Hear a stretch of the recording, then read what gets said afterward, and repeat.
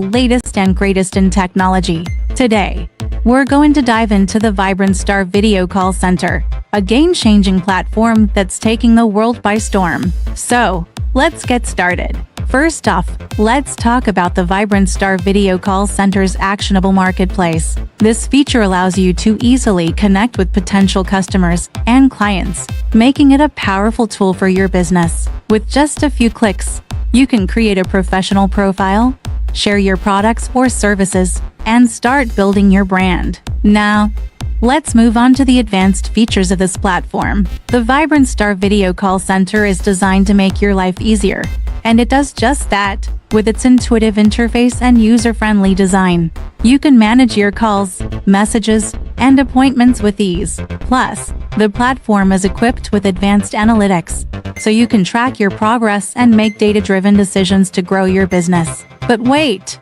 There's more. The Vibrant Star Video Call Center also offers a range of top features that set it apart from the competition. For instance, you can customize your call center with your own branding, making it a true reflection of your business. And let's not forget about the 24/7 customer support, ensuring that you're always taken care of. Now, let's talk about the benefits of using the Vibrant Star Video Call Center. First and foremost, it's a cost-effective solution that can help you save time and money. With its advanced features and user-friendly interface, you can streamline your operations and focus on what matters most, growing your business. So, there you have it, folks. The Vibrant Star Video Call Center is a game-changer in the world of business communication. Whether you're a small business owner or a seasoned entrepreneur, this platform is definitely worth checking out. Thank you so much for tuning in today. If you found this video helpful, please give it a thumbs up, and don't forget to subscribe to our channel for more tech insights. As always, stay curious and keep exploring the world of technology. Hey there, everyone! Welcome back to our channel. Today, we're going to talk about a fascinating topic, social fidelity. Specifically, we'll be discussing why social fidelity is important and how it can benefit us all. So, let's dive right in. You know, in today's world, it's easy to get caught up in the hustle and bustle of everyday life. We're constantly bombarded with information, and it can be difficult to separate fact from fiction. That's where social fidelity comes in. Social fidelity is all about being true to ourselves and others. It's about being honest, transparent, and accountable for our actions. In a world where misinformation and fake news are rampant, social fidelity is more important than ever. You see, when we're honest and transparent, we build trust with others, and when we're accountable for our actions, we show that we're responsible and reliable.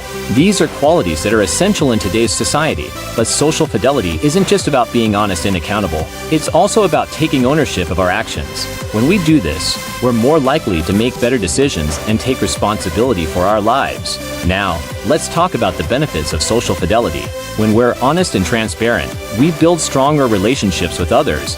We're more likely to be trusted and respected, which can lead to more opportunities and success in our lives. But it's not just about personal success. When we're honest and accountable, we're also more likely to make better decisions for our communities and the world as a whole. We're more likely to take action on issues that matter to us, and we're more likely to be engaged and involved in our communities. So, why is social fidelity so important? It's because it's the foundation of a healthy and thriving society.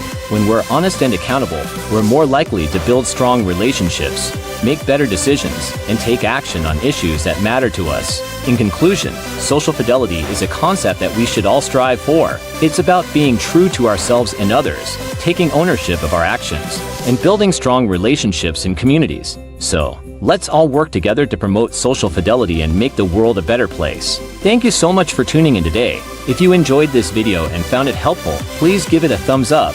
And don't forget to subscribe to our channel for more great content. Until next time, stay honest, stay accountable, and keep building those strong relationships. Hey there, everyone! Welcome back to our channel. Today, we're going to dive into the fascinating world of website experience and how it's shaped by our future, our membership, and our commitment to social fidelity. So, let's get started. First off, let's talk about the website experience. We've worked hard to create an advanced and professional platform that's easy to use and packed with useful tips. We've designed it with you in mind, and we're constantly improving it to make sure it's the best it can be. But here's the thing, our website experience is driven by our members. We're not a consumer-driven experience like many others out there. Instead, we're a membership-driven platform because we believe in our future and the potential it holds. We're committed to making sure that our members succeed in business and find happiness in their personal lives. Now, let's talk about social fidelity. We're all about being an example of self-awareness and self-sustainability. We believe in bottom-up accountability, which means we're always striving to do better and be better. We're constantly learning and growing, and we're proud to be a part of this community. So, what does all this mean for you? It means that when you join our platform, you're not just a number. You're a valued member of our community, and we're here to support you every step of the way. We're committed to helping you succeed, and we're always working to make our platform the best it can be. Thank you so much for joining us today. We hope you enjoyed this insight into our website experience and our commitment to our members. If you haven't already, please consider joining our platform and becoming a part of our community. We can't wait to see you succeed. As always, please like, share, and subscribe for more content like this. And don't forget to follow us on social media for the latest updates and news. Until next time, stay awesome and keep striving for success. Hello everyone, welcome back to our channel.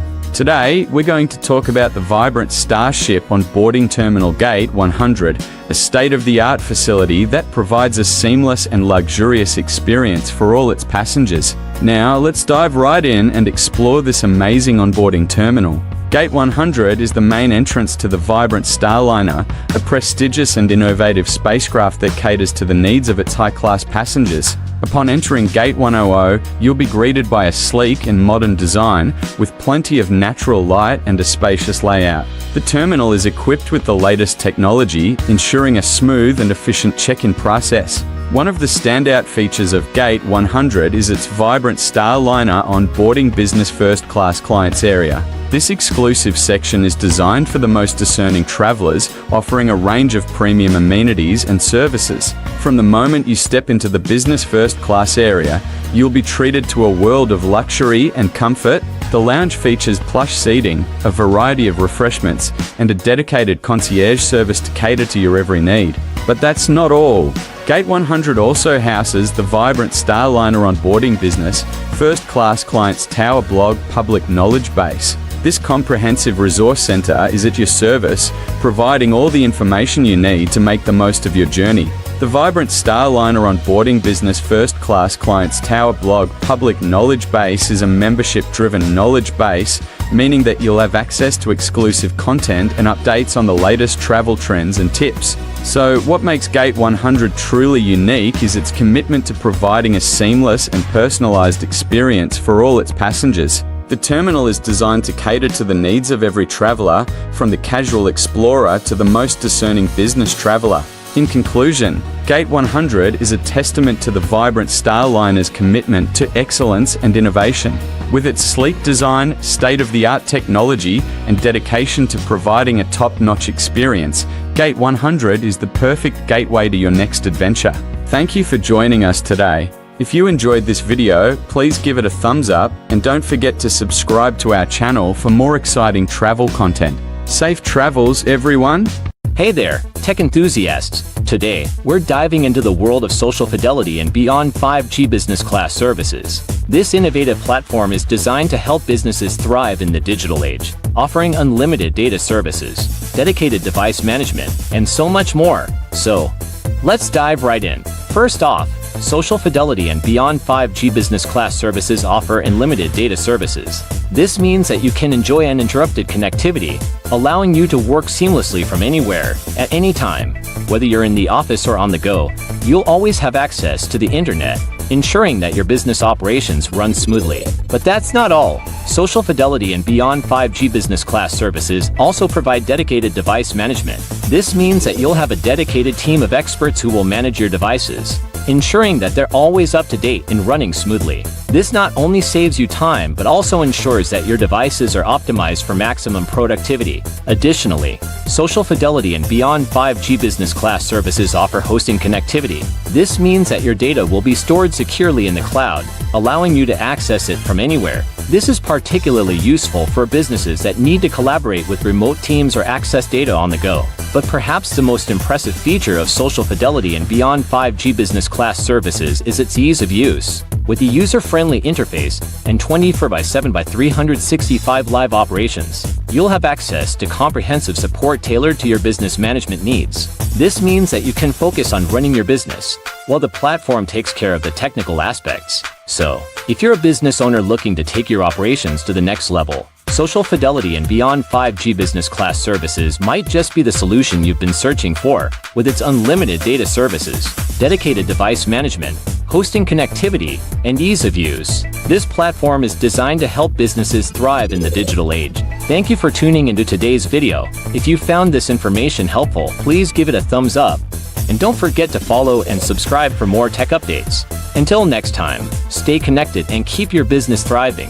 Hey there, everyone. Welcome back to our channel. Today, we're going to talk about actionable marketplace solutions and how they can help us become more accountable and productive in our daily lives. You see, by producing results and focusing on bottom-up accountability, our membership can truly shine as a vibrant example of what's possible. On the other hand, top-down corrective measures have often exposed the weaknesses of humanity, but that's all about to change. The Internet of Things is a wake-up call for all of us, urging us to be the change that others will see.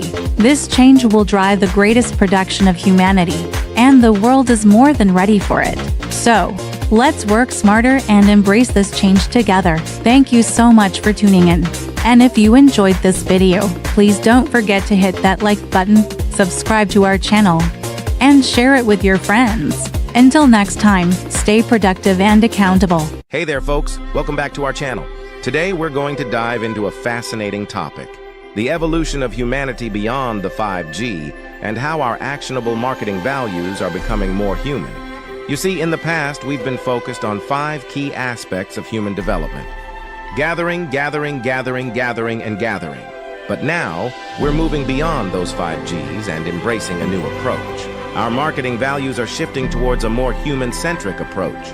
We're no longer just about gathering, but we're now focusing on giving, giving, giving, giving, and giving. So, let's embrace this new era of humanity and strive to make our marketing efforts more human-centric. After all, isn't that what truly matters in the end? Thank you for joining us today. If you enjoyed this video, don't forget to hit that like button, share it with your friends, and subscribe to our channel for more insightful content. Until next time, stay human. And I'm going to extend this now to the biology. And I want to show you the website for free articles and references about what I'm talking about. So you can go there. And I have 2 announcements before I talk. Okay. Number 1, the science I'm going to present can change your life very profoundly. When I first started lecturing, I told people, with this science, you can create the most wonderful life on this planet. And then the people in the audience would look at me and go, your life does not look that good. And I said something like, do as I say, not as I do. But the secret I found out is 2. First part is to know, to have the knowledge. But the second part is the most important, and that part is you must actually use the science in your life or it doesn't work. And the truth, as I see it from my own life, is that if there is a heaven, I think it's here right now. And that's from using my own knowledge in my life. And that's the big point. Okay, and number 2 is the medical profession does miracles. However, there are great problems in the medical profession. Medicine does miracles with trauma, like if you break something or you have to cut something out or put something back in, they do miracles. However, if there are illnesses like cancer, Alzheimer's, diabetes, these kinds of illnesses, medicine does not do a very good job. And the reason it is not the practitioner, it is the education that we provide to the medical doctor.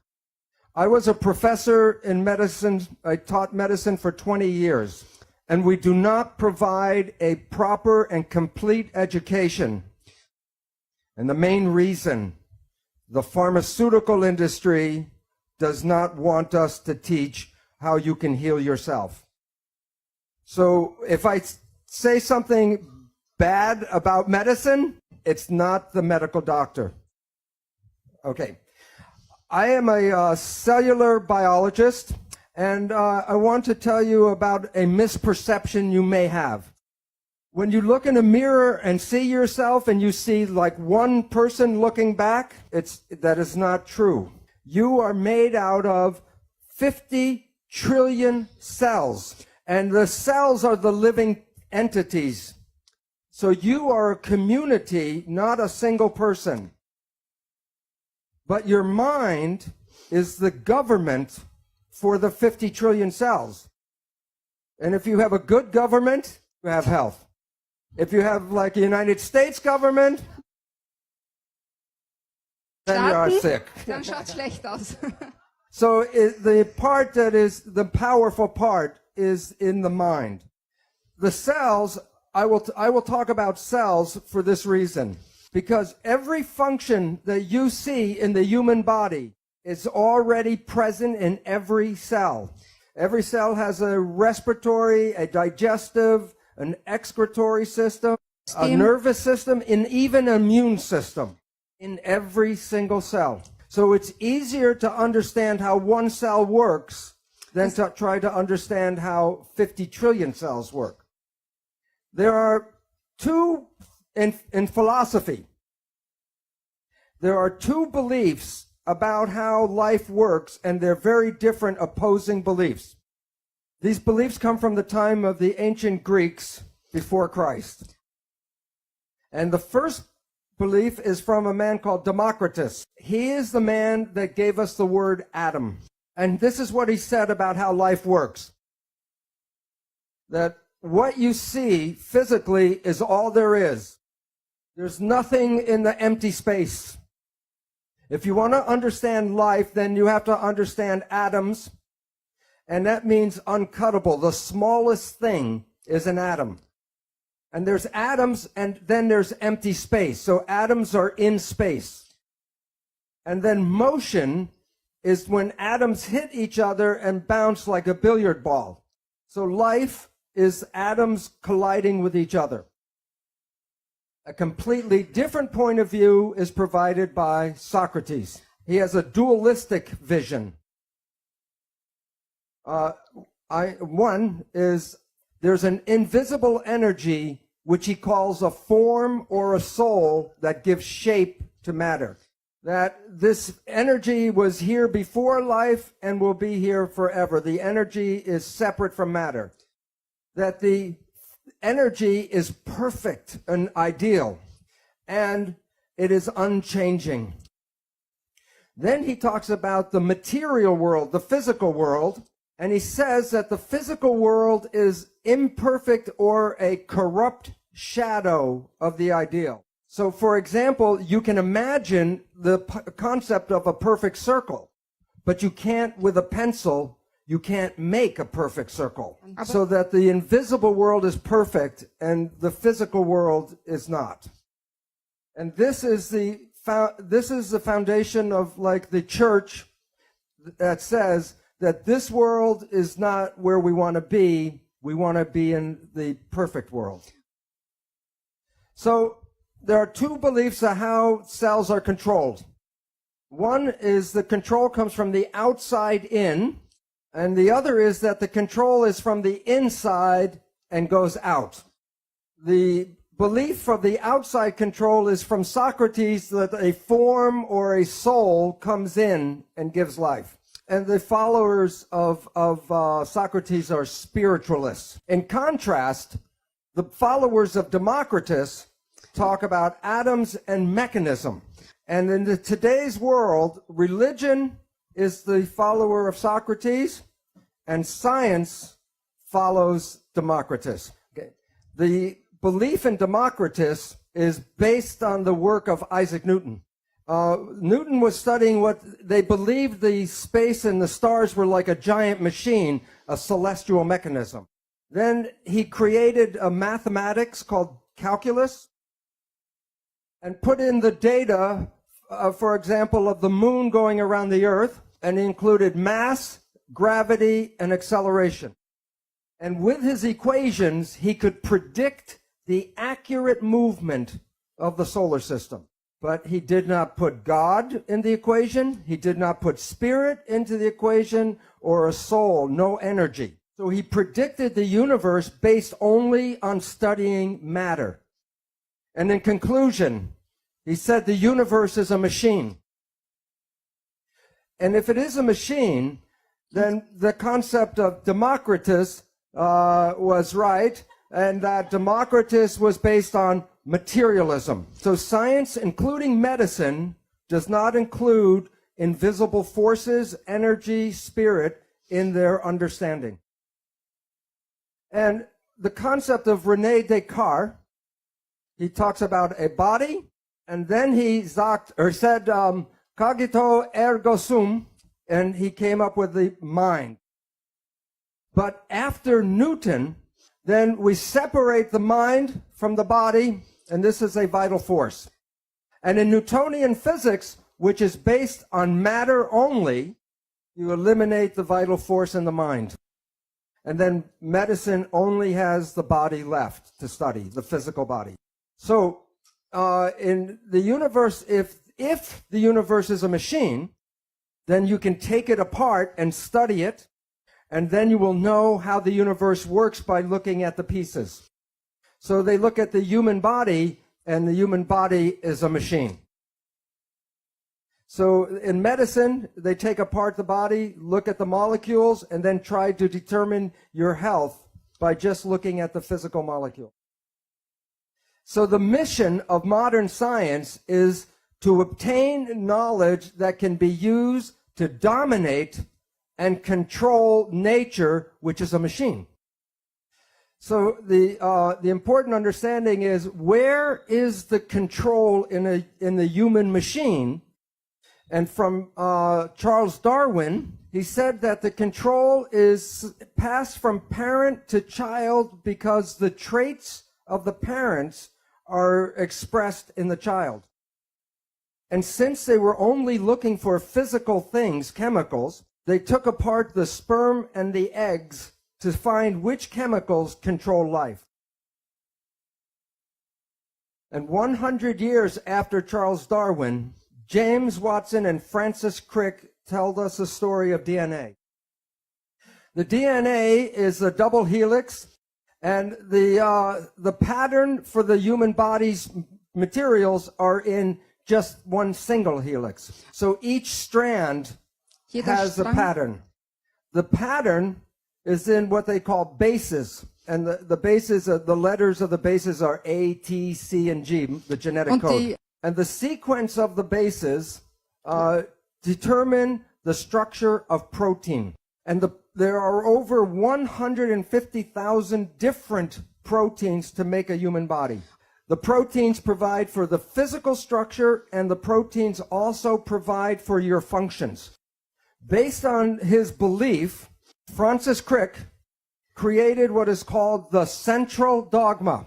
It is like the 10 commandments of biology. It says that you are protein, you're the protein, but where do you come from? And the information flows in one direction, from DNA to RNA to protein, which is you. So your fate and your structure is programmed in the DNA. The concept of the central dogma is what I taught in the medical school. And I did not know the meaning of the word dogma until I left the university. And the definition of dogma is a belief based on religious persuasion and not scientific fact. So for 20 years, I was teaching religion in medical school. The other name for central dogma is the primacy of DNA. And primacy means first cause. So anything about your life, the first cause is DNA. DNA controls life. The genes are DNA. So in this image, were you born that way? It reveals our belief that all of your traits, physical, behavioral, emotional, are all programmed in the DNA. When we were teaching this in the school, we call it genetic determinism. Genes control and determine the character of your life. But you didn't pick the genes you came with. You can't change the genes you came with. So you become a victim of your heredity. If cancer is running in your family or heart disease is running in your family, you believe that you will be a victim of the same disease. So science teaches you that the genes are the controlling device, and that makes you powerless. And when people believe they're powerless, they become irresponsible. But the question is, what kind of belief do we teach in the end? So what we were teaching in medical school is conventional belief that the medical model is that you are a biochemical machine controlled by genes. And the significance of that is, this is based on logic. If a healing profession works in agreement with nature and science, then that healing profession should be a benefit to the patients. But if a healing profession does not understand science and nature, then it may be a detriment to the patient. The leading causes of death in the United States are as follows. Number 3, cancer, with 553,000 people die every year. Number 2 is cardiovascular disease, with 700,000 people die every year. And the leading cause of death is called iatrogenic illness. And what that means is illness due to medical treatment. 784,000 people die every year from medical treatment, not from the disease, but from the treatment of the disease. Over 300,000 people die from prescription drugs. So the belief in the medical model is false. There are 4 assumptions that Greg talked about, but I will talk about 3 of these assumptions and how they relate to the cells and the biology. Assumption number 1 is that the body is a physical machine made out of parts, chemicals, and molecules and atoms, and that's all you need to know. And this is the foundation of Newtonian physics, only studying the material. Assumption number 2, genes control biological expression. And assumption number 3 is that Darwinian evolution provides for the biological world that we have. I will now talk about each one of these in a row and how they relate to biology. The first assumption about Newtonian physics. Okay. Science is like a building with many floors, and the lower floors are the foundation for the floors above. The first floor in science is mathematics. Before Newton could understand the planets and how they move, he had to create differential calculus. From mathematics, then we go to physics. So Newton took us from math to physics.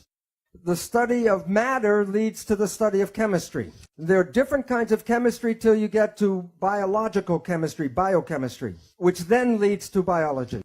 And then from biology, we go to psychology. There's a law involved here. If a science on a lower floor changes its belief, all the other sciences above must accommodate that. So in physics, the one that we are using in medicine is Newtonian physics. And so we want to understand how the cells work. We must understand mechanisms. And mechanics equals physics. So you can say Newtonian physics, Newtonian mechanics, or quantum physics and quantum mechanics, same thing. So before you can understand how biology works, you must understand mechanisms. That the physics that we talked about, Newtonian physics, said that the universe is a machine made out of matter. But in 1925, quantum physics said, no, the universe is made out of energy. So when we talk about energy, energy is like waves in the water. That is, in fact, actually energy moving through water. So this is the actual shape of energy waves going through space. The question is, when two waves are coming toward each other, what happens when they meet? And the answer is they become entangled with each other. So in this room right now, there are radio, television waves, cell phone waves, all kinds of energy in the room entangled. But matter, I can separate and study each piece, but energy waves, I cannot separate. So conventional science is reductionistic. It takes things apart and studies pieces. But the new physics says, no, you have to study wholeness because you cannot separate the energy. So when a doctor looks at a sick patient in his office, he looks at his physical body and tries to understand what's going on. But what we all know about wholeness is that what affects the patient is his job, the family, the environment, the community, so that to study illness, you can't see it just in the physical body. So this is how energy waves interact. I drop two rocks from the same size rocks from the same height at the same time, and they hit the water. And the ripples are in phase, and they come toward each other. The question is, what happens when the waves meet? So I will pretend by putting one wave over the top of the other wave. This wave goes this way, this wave goes this way, this is overlap. And to find out what you do, you add up the waves. 1 + 1 equals 2. So the two waves interfere with each other. And the result, when they're in phase, is the wave is more powerful. Okay? It is called constructive interference. Okay? There is an opposite effect. This time I dropped the two rocks from the same height, but I drop one before the other. And the ripples come toward each other, but they're out of phase. One wave is going up, one wave is going down. So watch what happens when they meet. Add them up. -1 + 1 + 1 -1. So two waves can interfere and cancel each other out. This is called destructive interference. You have all experienced this in your life. Constructive interference is called good vibes, and destructive interference, bad vibes. So let's say it's a Saturday night and you have to go to a party and you're tired, and you go to the party and you meet some people who are in wave harmony, and the waves are in harmony with you. And your energy and their energy in phase gives you more power, and then you are walking around on your feet, on your toes, very high, constructive interference. Bad vibes. You are in a scary place, and you feel the energy go.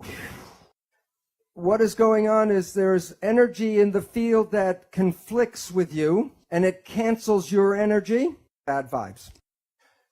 All animals and all plants communicate with vibration. The gazelle doesn't have to go up to the lion and say, "Are you my friend?" Because at the distance, the energy could be felt, and the gazelle will not go there because of bad vibes. If when we were young, were taught to be sensitive to the vibrations, we would not find ourselves in bad relationships and bad places. But we are usually told not to go by our feelings, but to listen to what people have to say. One night at 3 o'clock in the morning, I was watching an old movie on TV. It's a British movie, so it was very dry. And I was going to go shut it off, and the one line came out that was worth staying up all night for.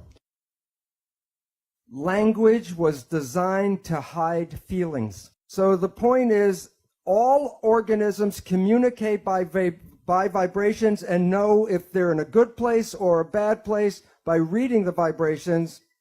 But we humans have that ability, but are not trained to use that ability. But I will show you in a little while how vibrations change the proteins of the body. And the proteins give us our structure and our function. So the vibrations can alter our health and our biology. This is a picture of a gold atom. And while you can see it in the electron microscope, if I give you a camera, you fly through the atom and take pictures from one side to the other side. When you come back and develop the pictures, there will be nothing on the pictures. And the reason is this is the atom that Greg said, this is the atom we studied in school. I studied and taught this atom in school. And this is the picture of the quantum atom. So the relevance is, why, if an atom is invisible, I cannot put my hand through the table? Well, this is a picture of a tornado. And I say, drive your car 150 kilometers per hour straight here. Will the car go through the tornado, yes or no? It would be like hitting a stone wall. The car will be smashed by hitting the tornado. And yet you can see the tornado, so you say it's physical. But if you take the dirt and the dust out, and you then drive across the field at 150 kilometers per hour right here, it would be like a clear day, and then you would hit like a stone wall. And the reason is that there's a force field, a force, and you can't go through that force. And atoms are miniature tornadoes. So when we talk about the atom in a textbook, we have the nucleus and the electrons in shells. The protons are positive and the electrons are negative. And every atom has an equal number of protons and electrons. So every atom is neutral. However, the electrons are not equally distributed. So that on this side of the atom, it's more negative, and this side more positive. So if I break a voltmeter and read here is negative, if I take the voltmeter and read here is positive. But instead of moving the voltmeter from negative and then move it here as positive, all atoms are spinning all the time. So as this atom is spinning, then I put a voltmeter, and one side red is positive and negative, red and blue. So you are watching the waves of positive and negative, and I record them.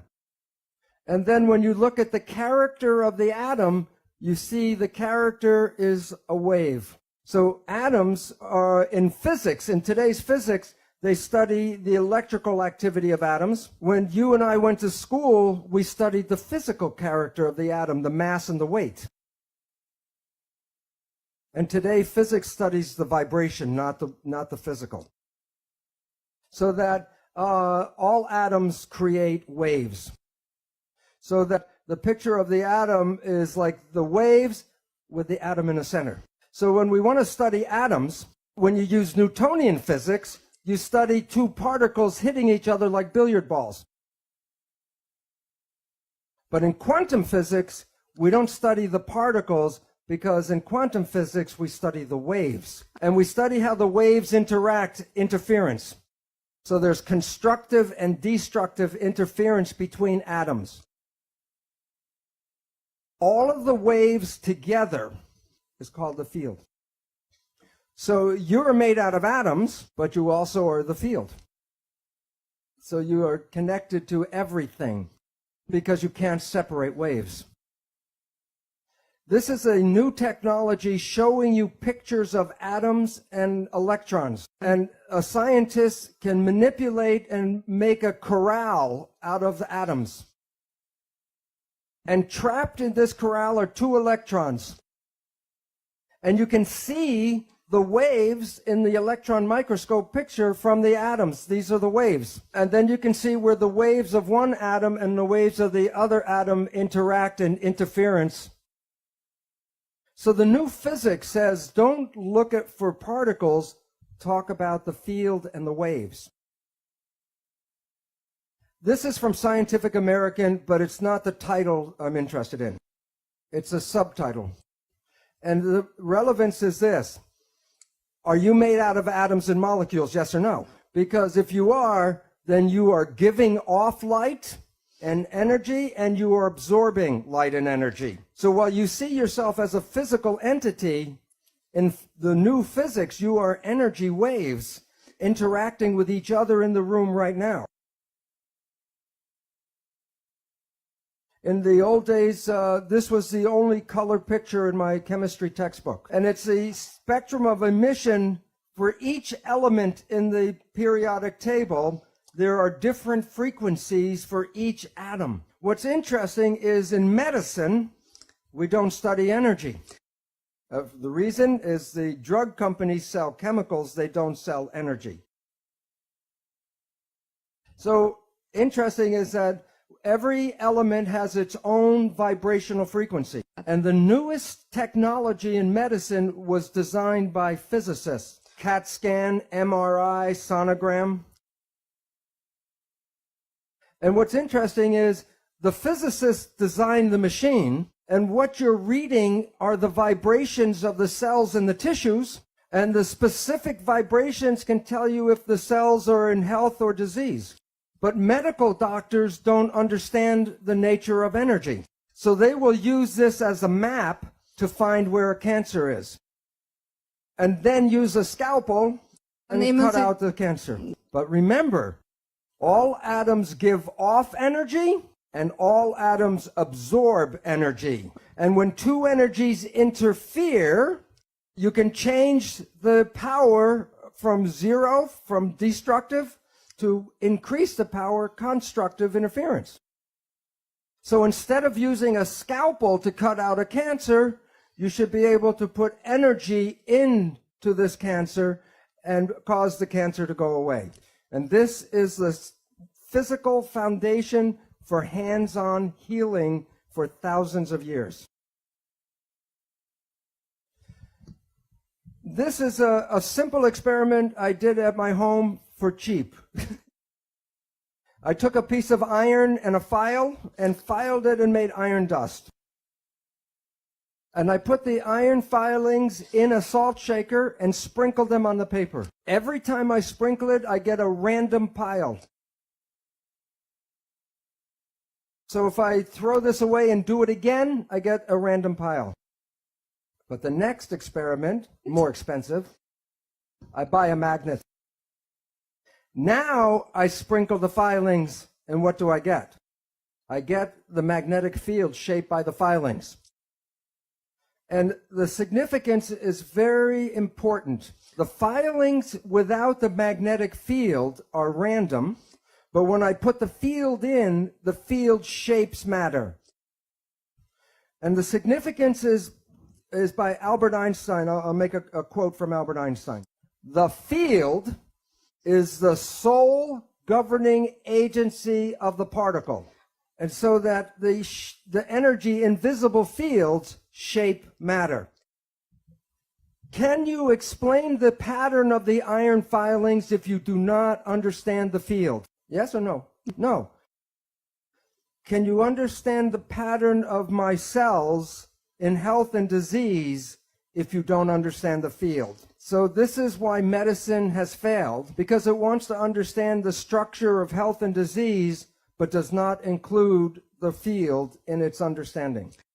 And so the field is the sole governing agency of matter. Particles are matter. So your life, your physical life, is controlled by the field, and that's from Albert Einstein.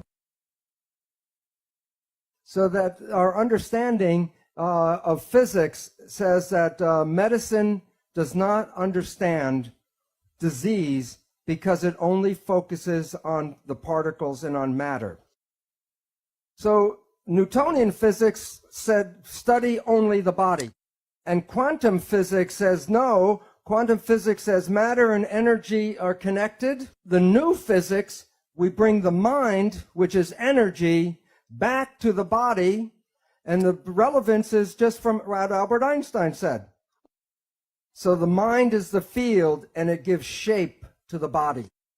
So what you are believing and what you are thinking changes your body.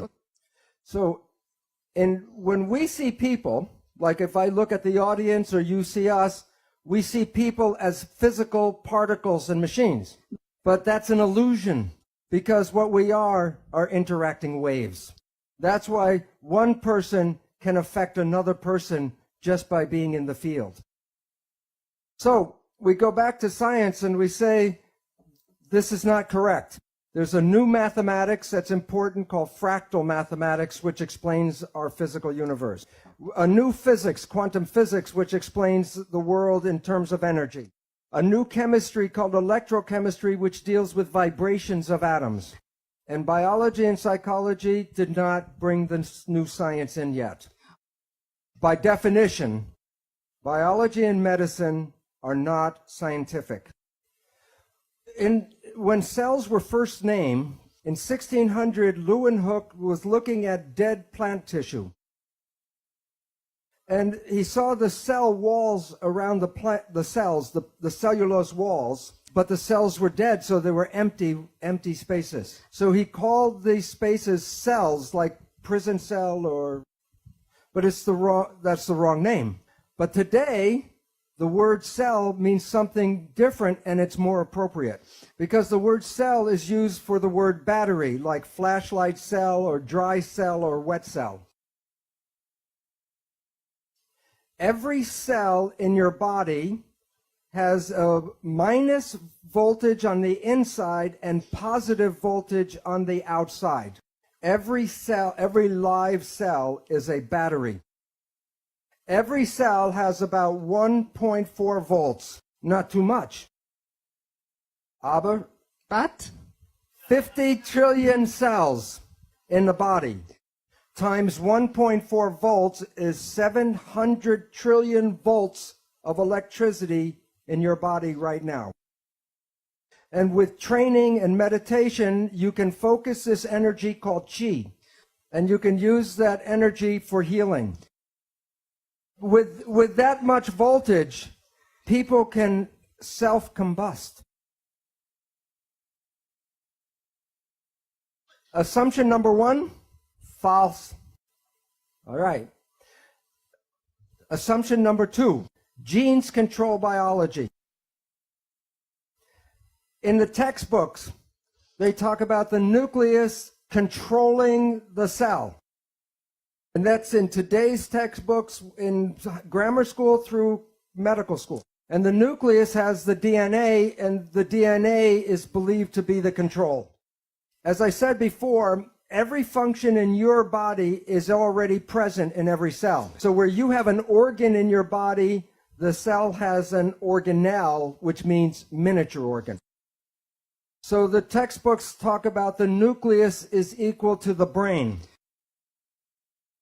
Watch.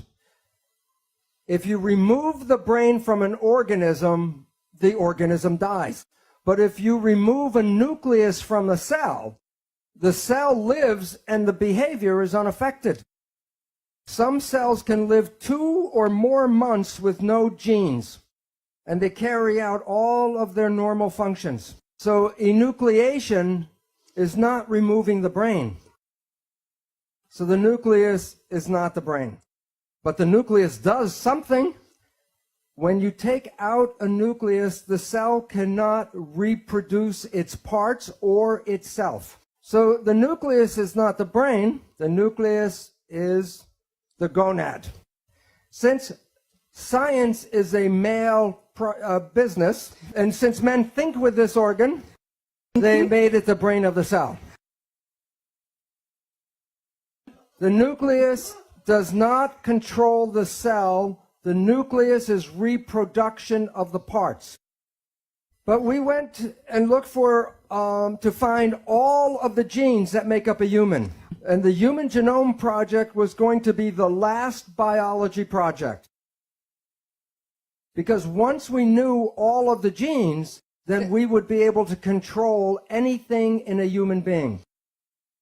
It takes one gene to make a protein. There are 150,000 different proteins. How many genes do you need? 150,000. How many genes did we find in the Human Genome Project? 23,000. There's a problem. There are not enough genes to make a human being.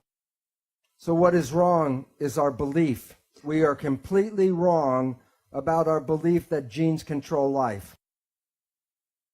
So genes do not control life. The fact. So assumption number 2, false. Wrong. Wrong. Good. I'm learning. In my research, 40 years ago, I started working with stem cells. People think that stem cells are something new. But I learned very many things from the stem cells. The secret of life I learned from stem cells. Right now, in every one of you, you have stem cells throughout your entire body. And these stem cells can replace any tissue or organ in your body. And you should be able to stay young for hundreds of years, as Greg will talk about. So you might ask, then why do we age? And the answer is because the mind controls the cells and the genes. And we collectively believe in aging. So that my research, early research, I have a tissue culture with multipotential stem cells. These are clones, meaning they're all genetically identical. In my experiment, I take a group of cells, so I take this group of cells and put it into another petri dish with a different environment, environment A. And environment A, the conditions of the medium, the stem cells form muscle. But I could go back and take the very same genetically identical cells and put them into culture dish with environment B, and the cells form bone. Or I could go and take the very same cells and put them in culture dish C with a different environment, and the cells form fat. What controls the fate of the cell? The environment. They were genetically identical, only the environment was different. So I published this work in 1977, and it's a fine structural analysis of normal and modulated cells in myogenic culture. It sounds like Latin, but it sounds like Latin, and so science is like the church, so you can't understand what I'm talking about. But what is the meaning? Is that this is the first scientific report that I made, how the environment controls the fate of your cells. And I use the word modulated, meaning altered, because there was no other word. My colleagues were not interested in this work because they were interested in the human genome. So I left I had tenure, and I walked out of the university as a professor. I left the university because they were not being scientific, because they didn't want to understand this. So I end up at a better university, the Stanford University Medical School. There I repeat the experiments, but more sophisticated. And I get the cover of the journal, Differentiation. But I really wanted the cover of Rolling Stone. But it's science. So after I do this, again, the scientists were not interested. So I left the university for the second time. And I write my book on the biology of how cells work. And in my chapter 2, I lay out the scientific evidence to show you genes do not control biology. I also introduce you to the exciting discoveries of epigenetics, a new field of biology that is unraveling the mysteries of how the environment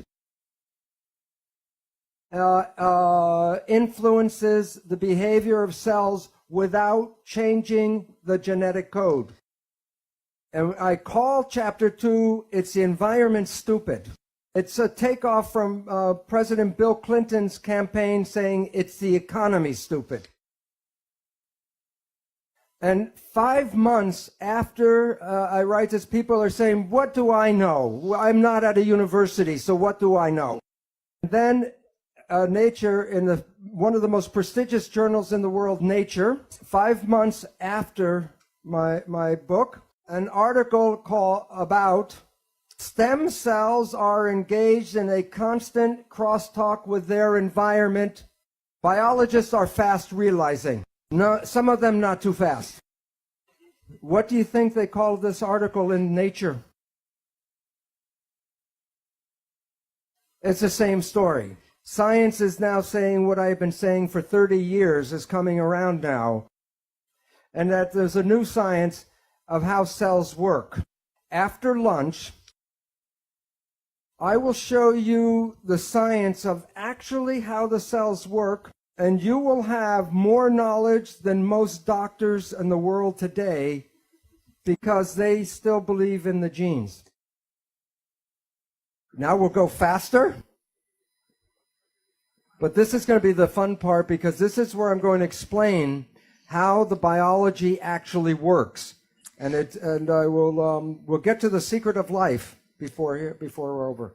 Okay, so what we were talking about is how cells actually work. And it's very similar to this. It's a machine. So just as the gears move and connect and turn and make an action, so do the proteins inside the cell.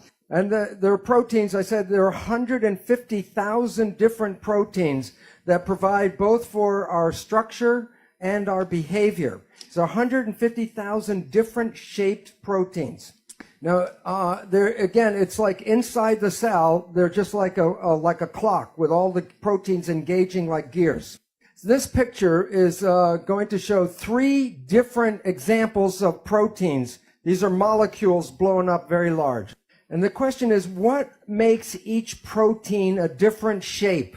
So where does the shape come from?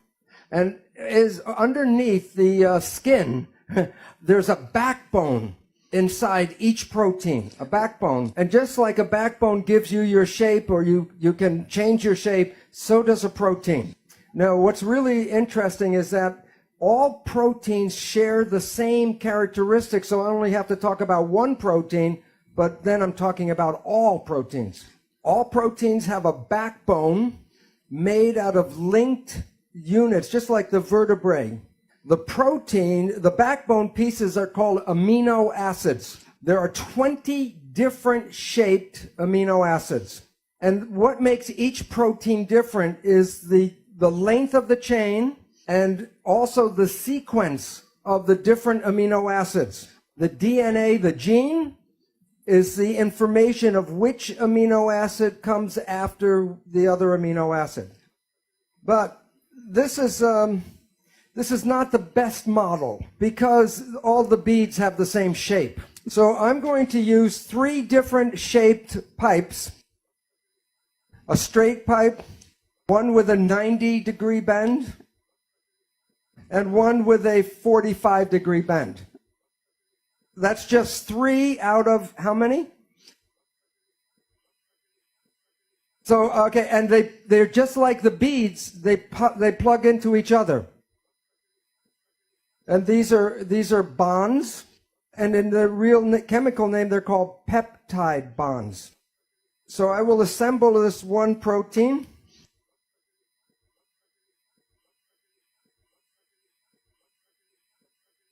And now you can see that the sequence gives a rigid backbone.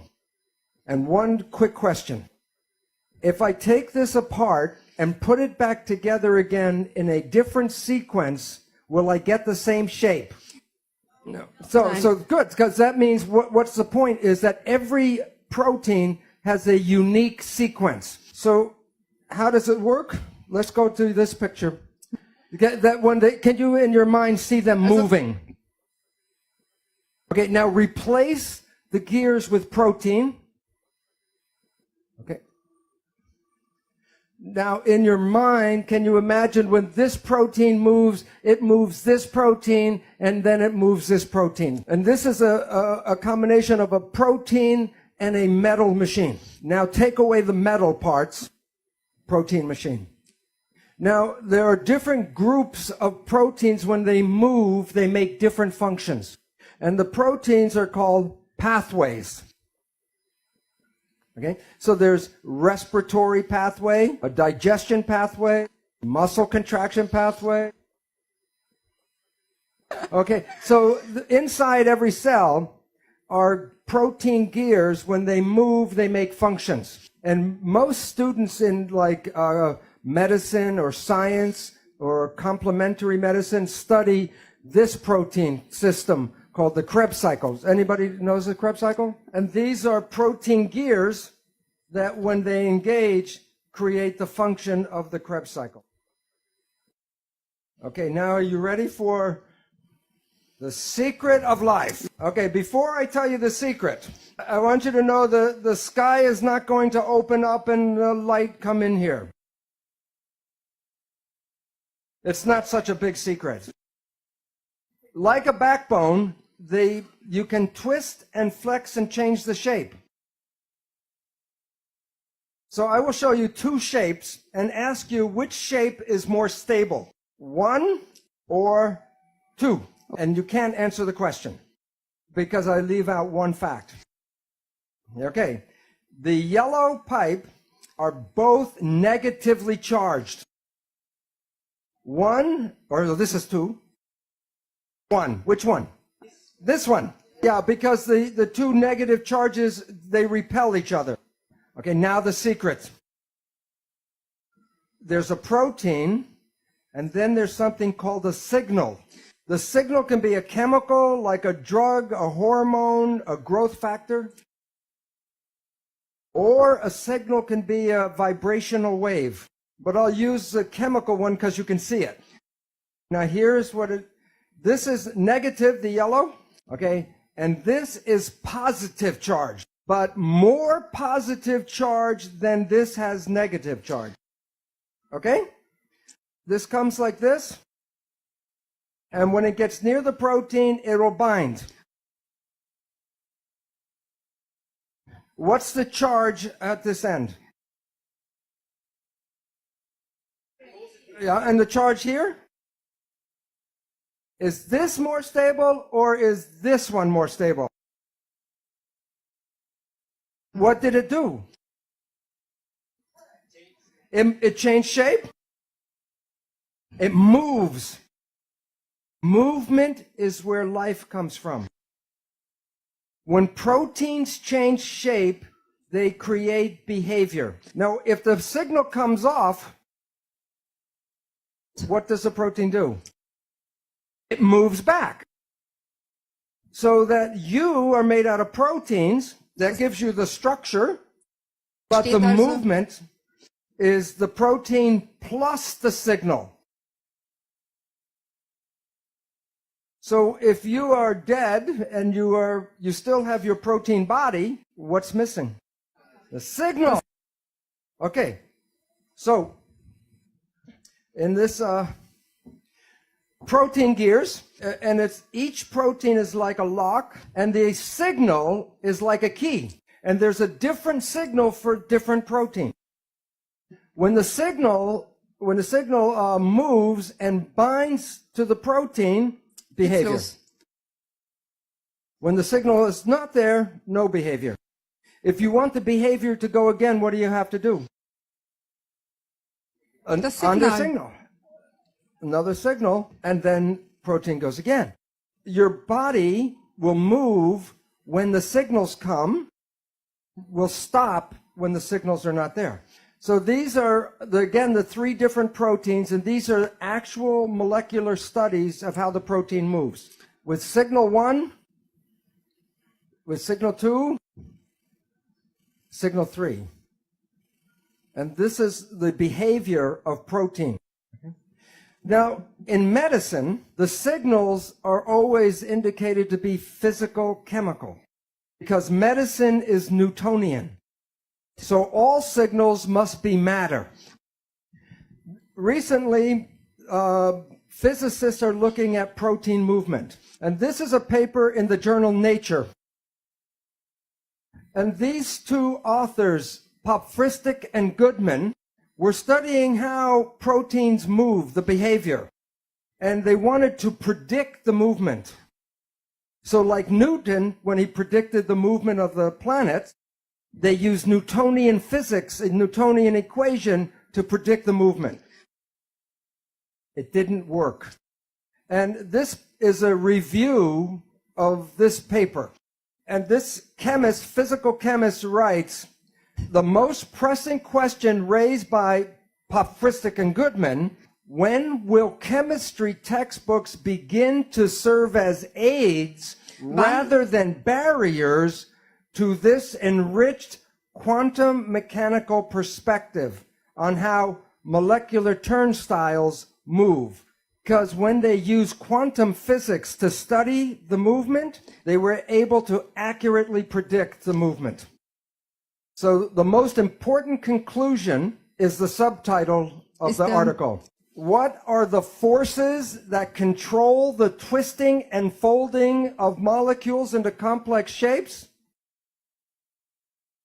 Don't look for the answers in your organic chemistry textbook. The reason why this is important is that medicine is based on organic chemistry, and the answers to how life works are not in the book.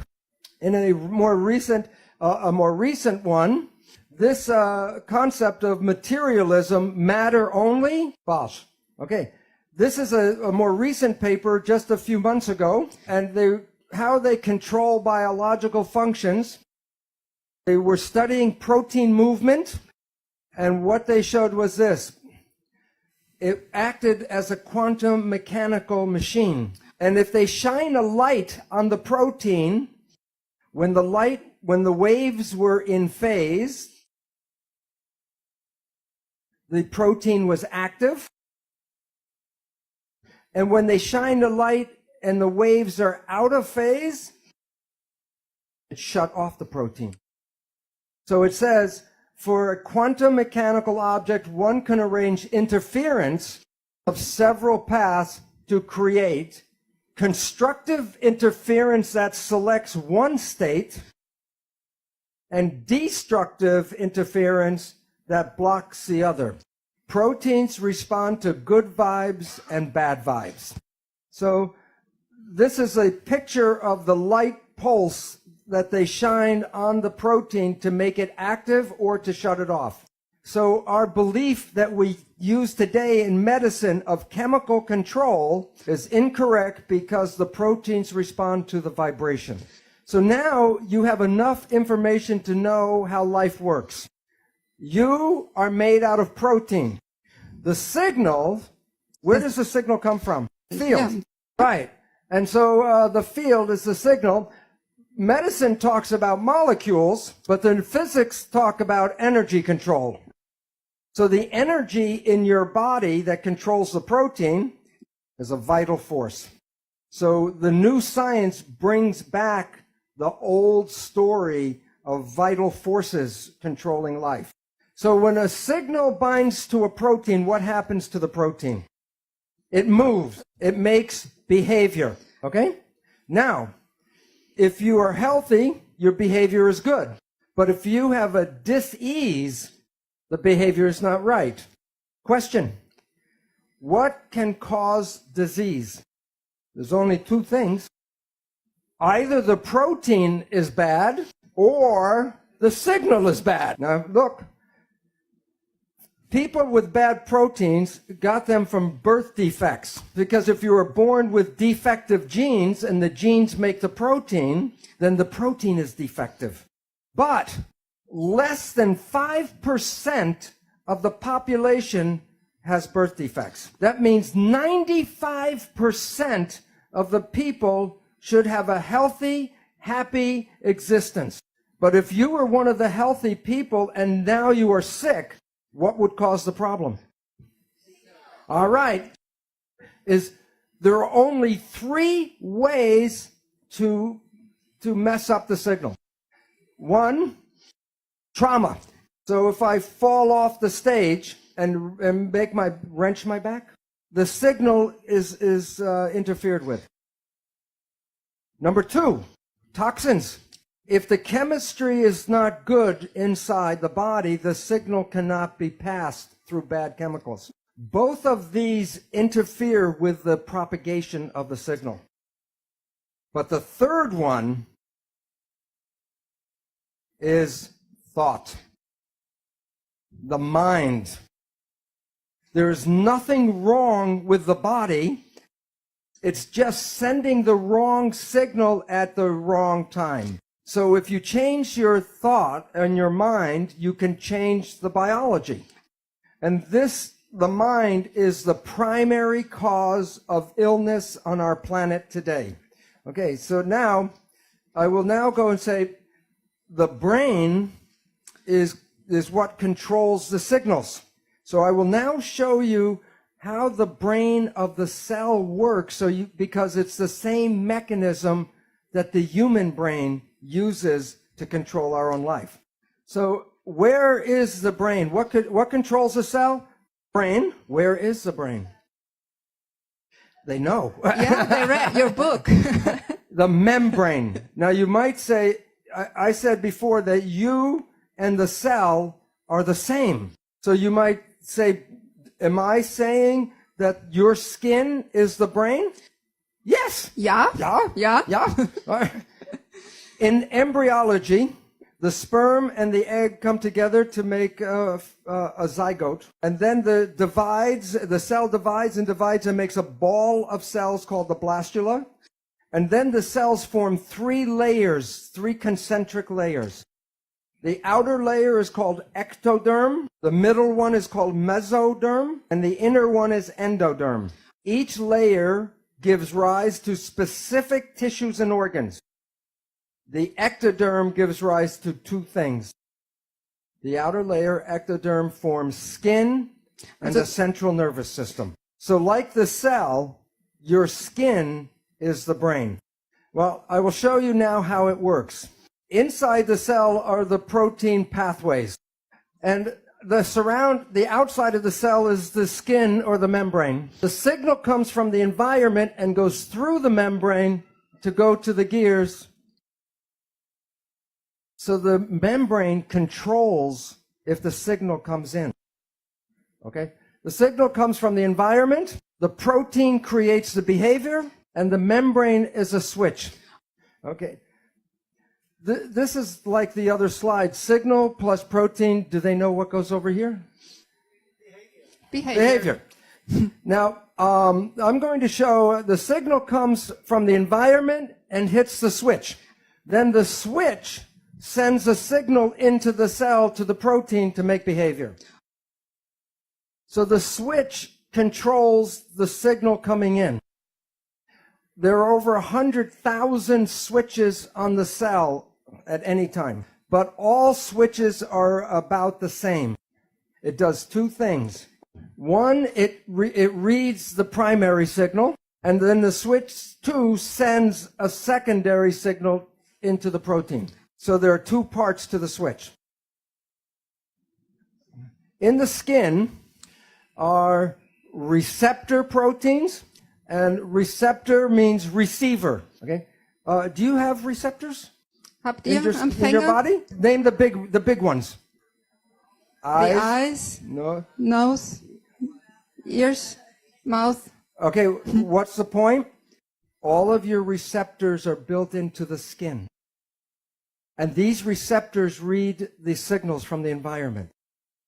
So it's just the same as a cell. This is a simple, like eye or ear or nose. The receptor has an antenna, responds to the vibration signals from the environment. What happens when a signal binds to a protein? What happens to the protein? The protein moves. So there's two states to a protein. Before the signal and after the signals, two different shapes. When the signal is active, it connects this one to this protein to this protein. And this protein, the effector, makes an effect.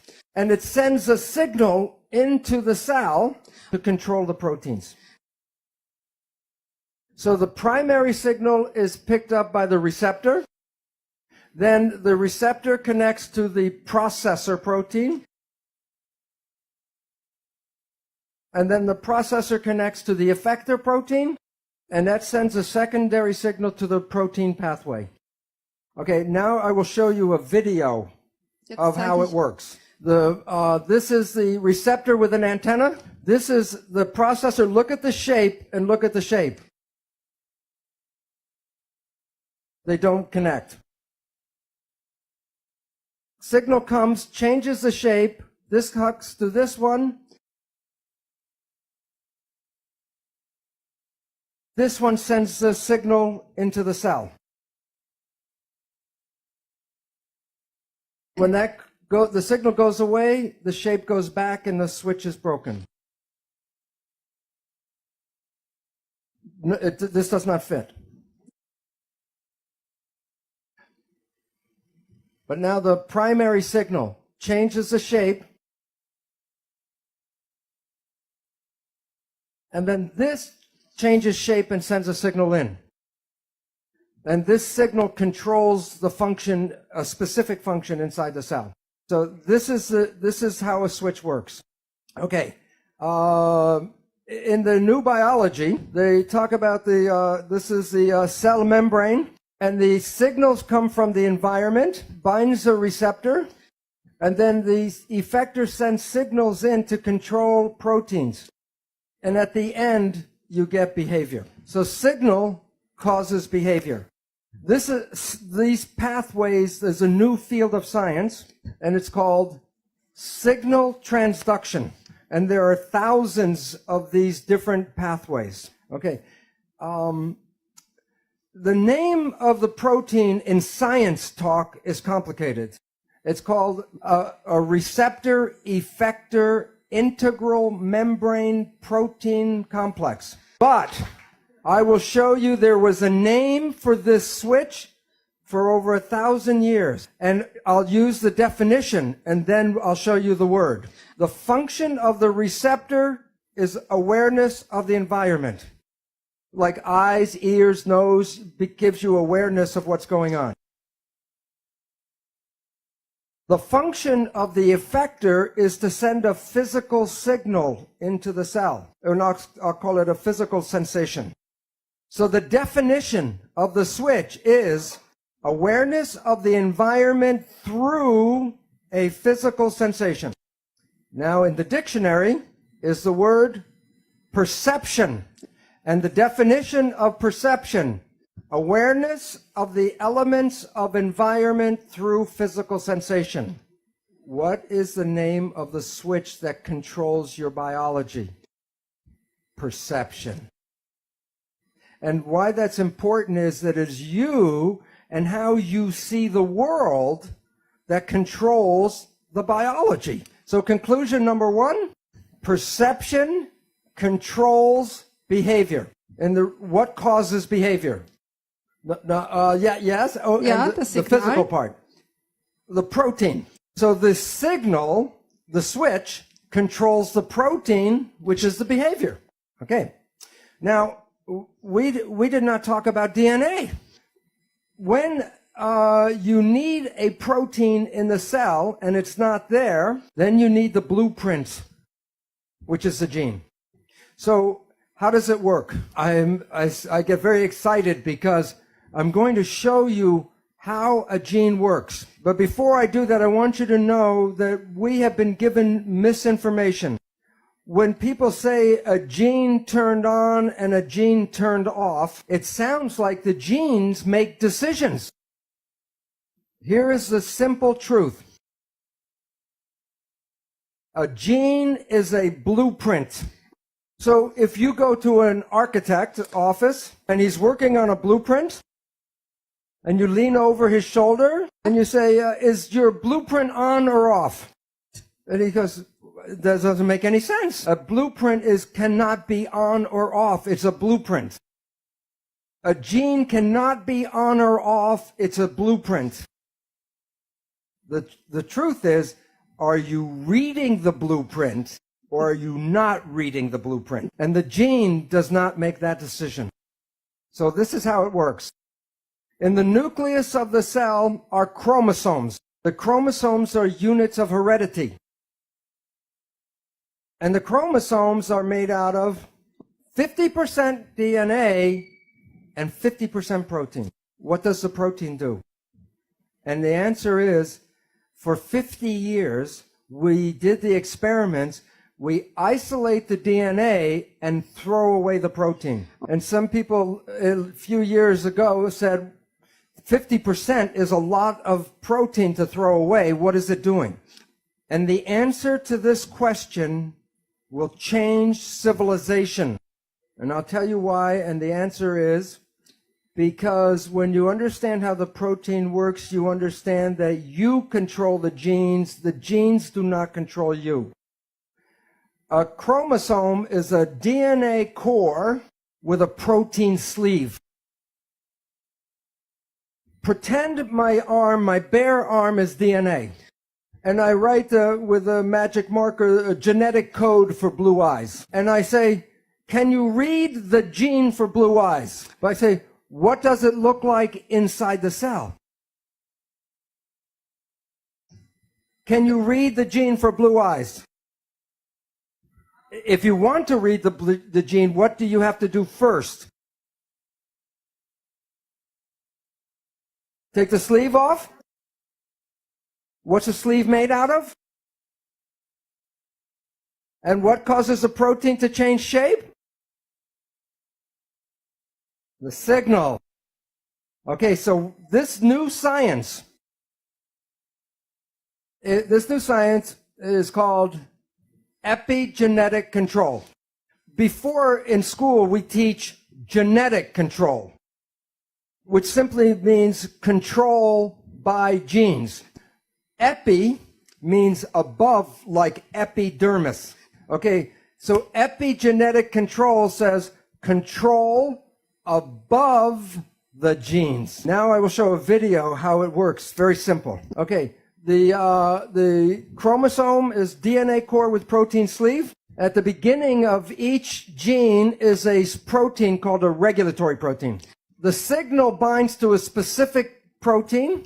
The protein sleeve comes off, and then the DNA is exposed. Then a device will come up and make a copy of the gene, and this is the blueprint used to make the protein, RNA. And the signal comes off, and the gene is covered up again. Okay, now watch with fast. Signal from the environment selects the specific gene, sleeve comes off, the RNA, you make a copy, DNA, RNA, and goes to make protein. And then the sleeve comes back on. Now this time, let's see what the DNA did. Come on, DNA, do something.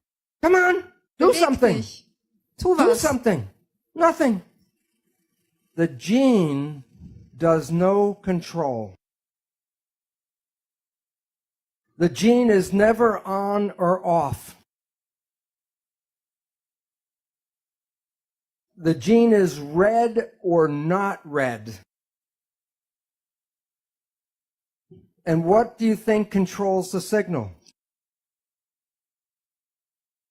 Perception. Okay? Now, so this is the same kind of signal transduction. And so the receptors are the input from the environment. Then the signal travels through the proteins. It goes to the nucleus and affects the proteins of the chromosome. And then the copy of the gene is made, and that's the output. You are not the victim of your genes because you control your genes. One gene blueprint using epigenetic control can make 30,000 different proteins from one blueprint. So you can come with good genes, and then through epigenetic control create cancer, diabetes, and it has nothing to do with the genes, but epigenetic control. So you can come with good genes and make mutant products, or you can come with a mutant gene and become normal. I'll show you. This mouse is a mutant mouse, a Goody mutant. blonde, fat, and diabetic. This is a normal-looking mouse. It's normal-looking mouse because it's a Goody mutant. The difference, when this was in gestation, in fetal development, the mother was fed these additives, and these affected the epigenetic control and covered up the mutant. So you can have mutant genes, but with epigenetic control, you can act and become normal. One more example. Okay, this is a mutant mouse called Kinky Tail.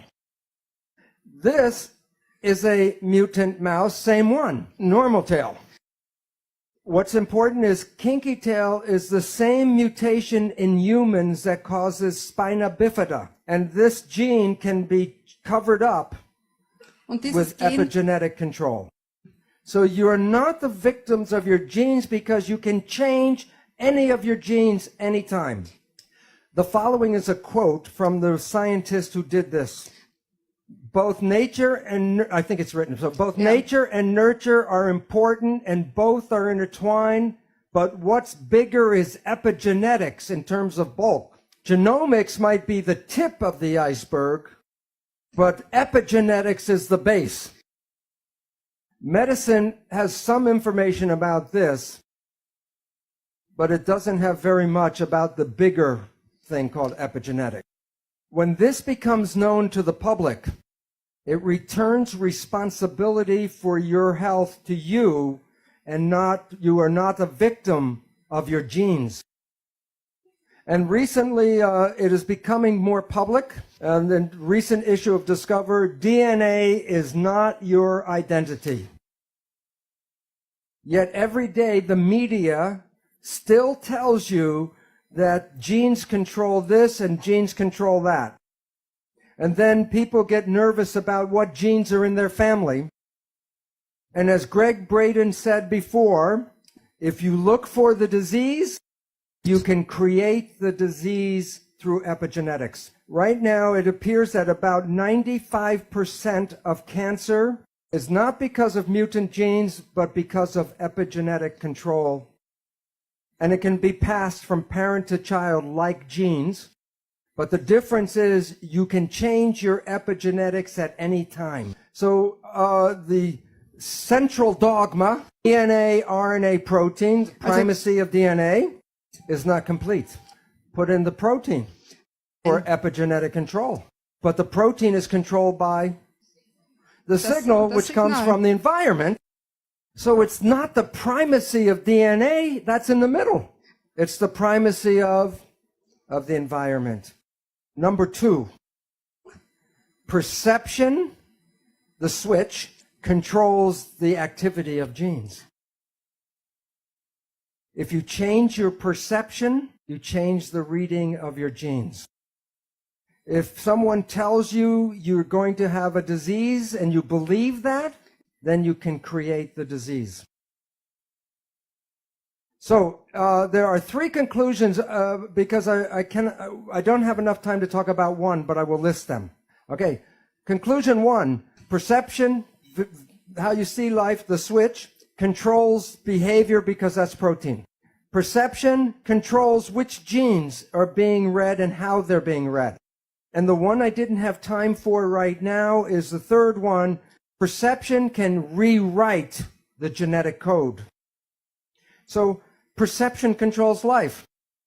No two people see the world in the same way. They have different perceptions. But let's do a perception test.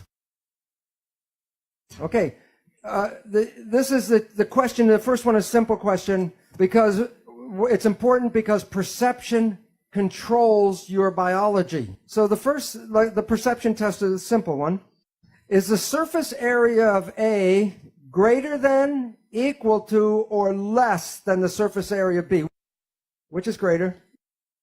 B, yeah. They're equal size squares. Not equal, but they're uniform. So I want to make a more difficult test. I will show you 2 surface areas that are not regular. You must, with your mind, see which is bigger. There's So a it pressure. depends if you're in the front row or the back row, or you have glasses, or if you're well or not well, what you see. So it's a question. I'll use a map. Which has more surface area, Europe Book or it, Smith. South America? Calculate in your head the surface.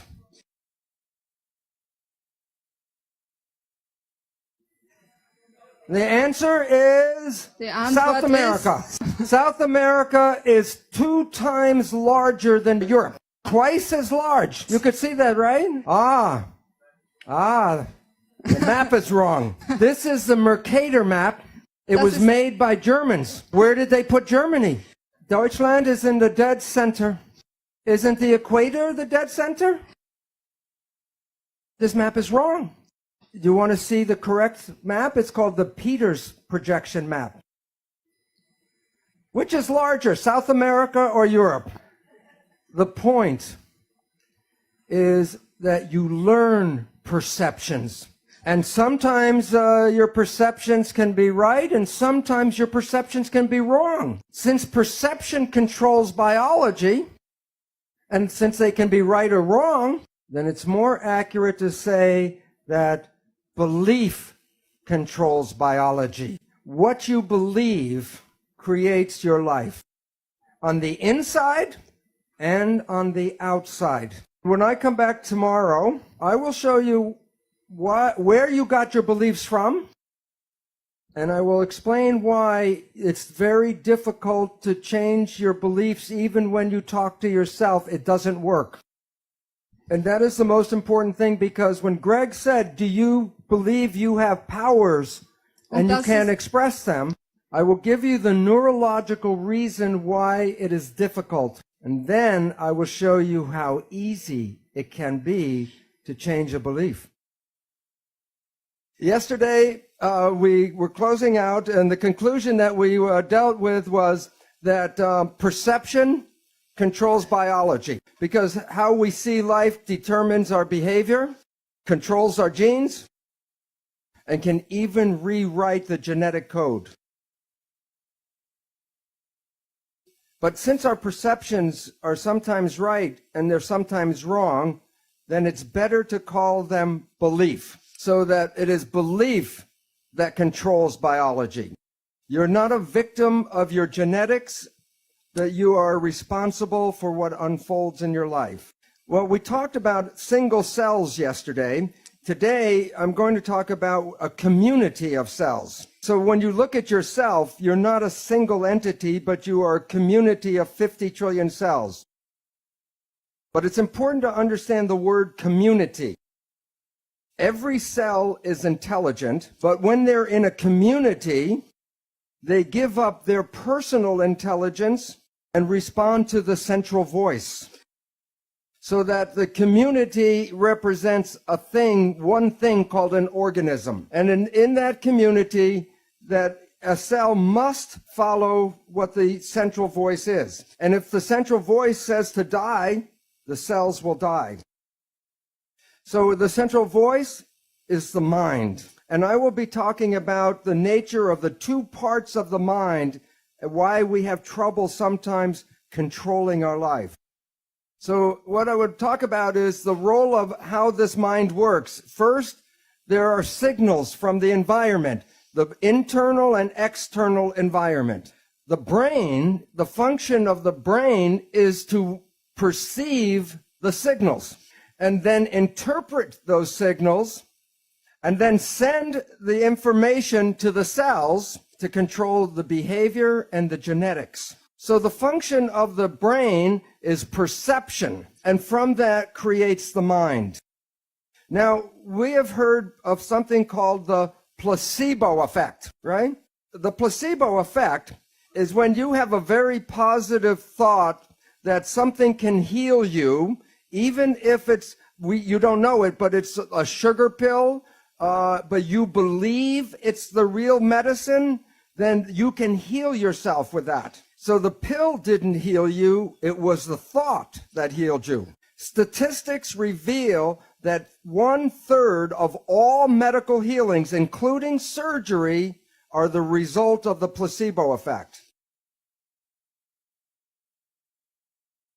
Now, the issue is that the placebo effect is when you have positive thinking. There was a question this morning, what about negative thinking?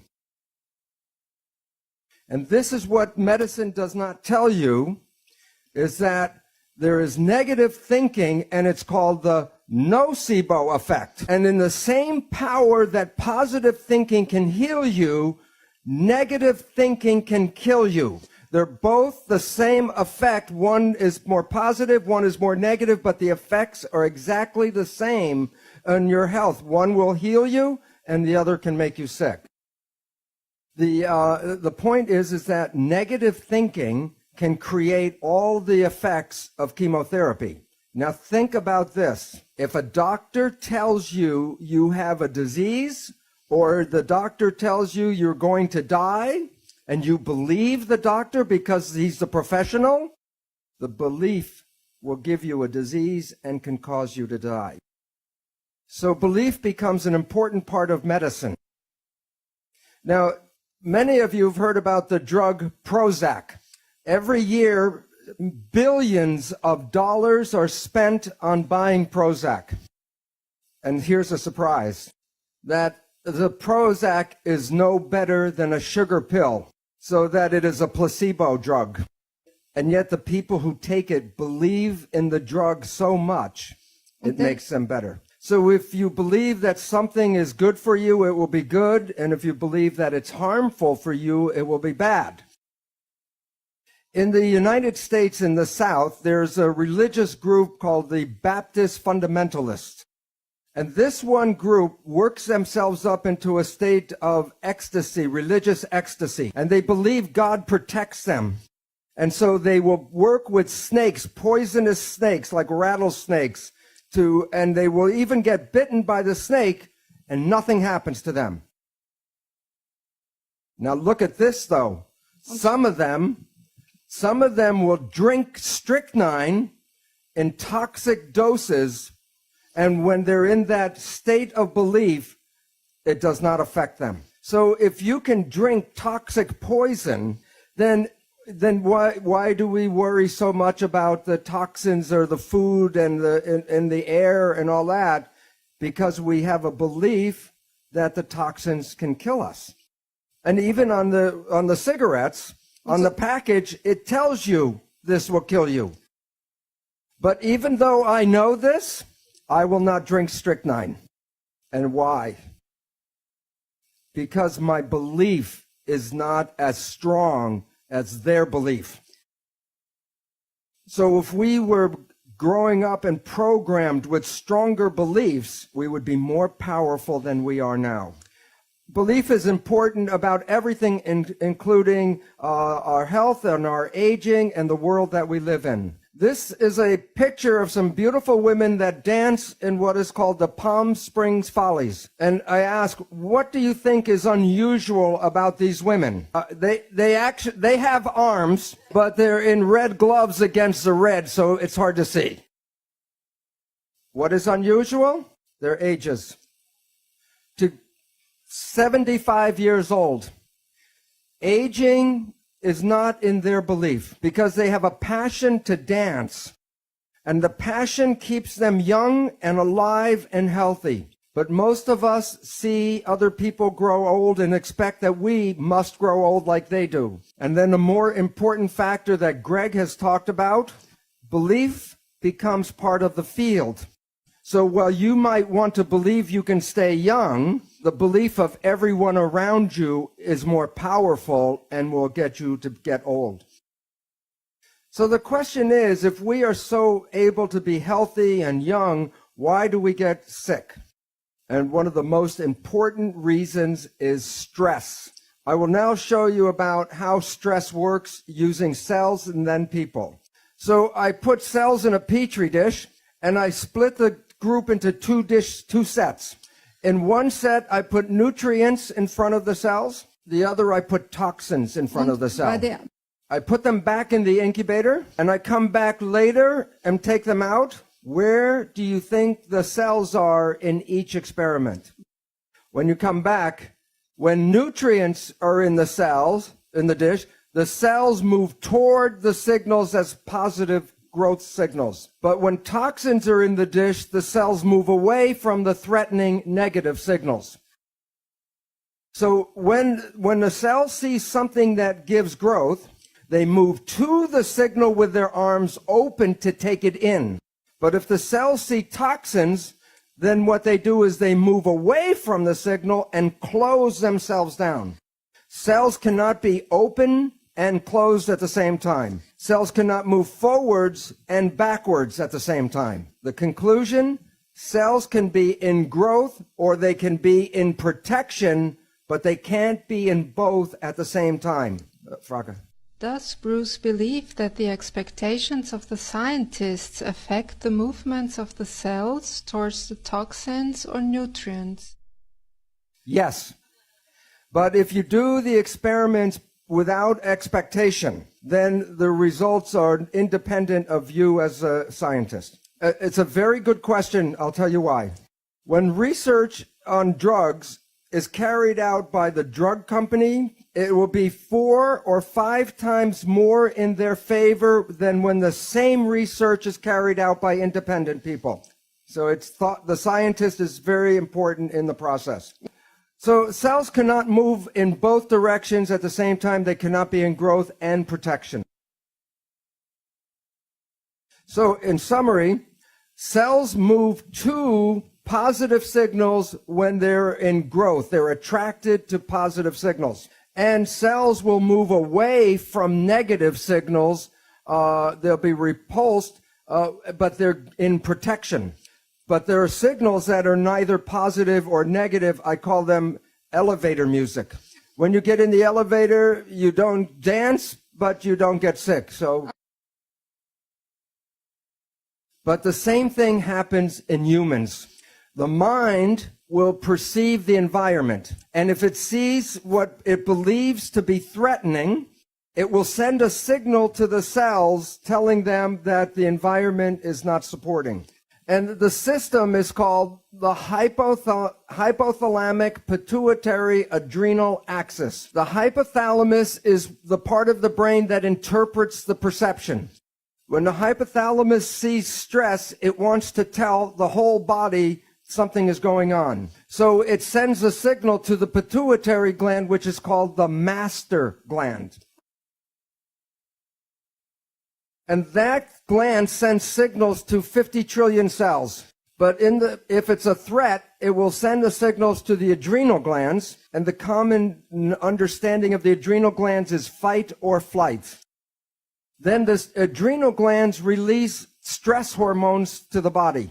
And the first thing the stress hormones do, and I'll make a quote from a physiology textbook. The stress hormones cause the blood to preferentially go to the arms and legs. And why the preference for arms and legs?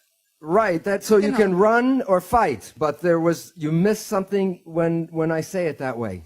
If the blood is preferentially going to the arms and legs, where was the blood before it was going to the arms and legs? It was in the viscera.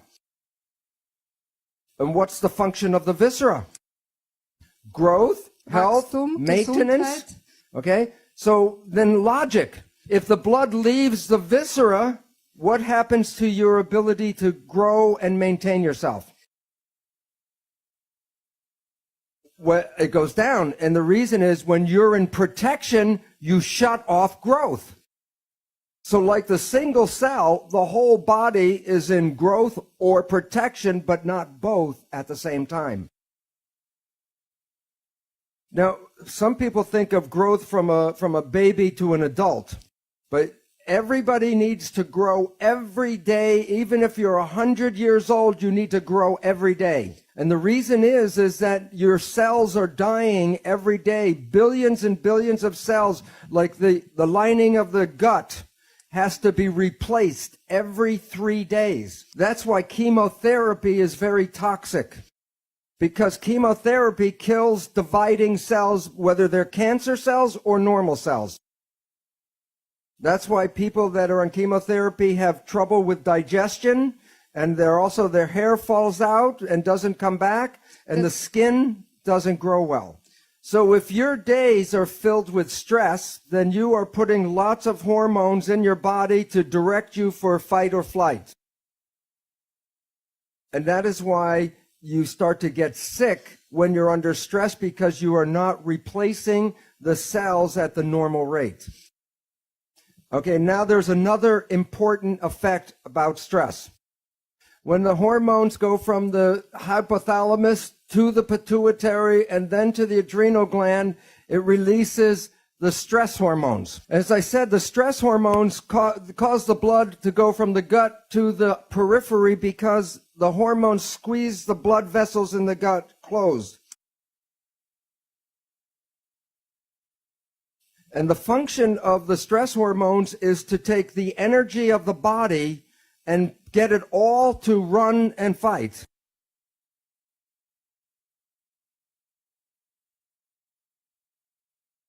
So the stress hormones will shut off the functions of things that will not be needed in fight or flight.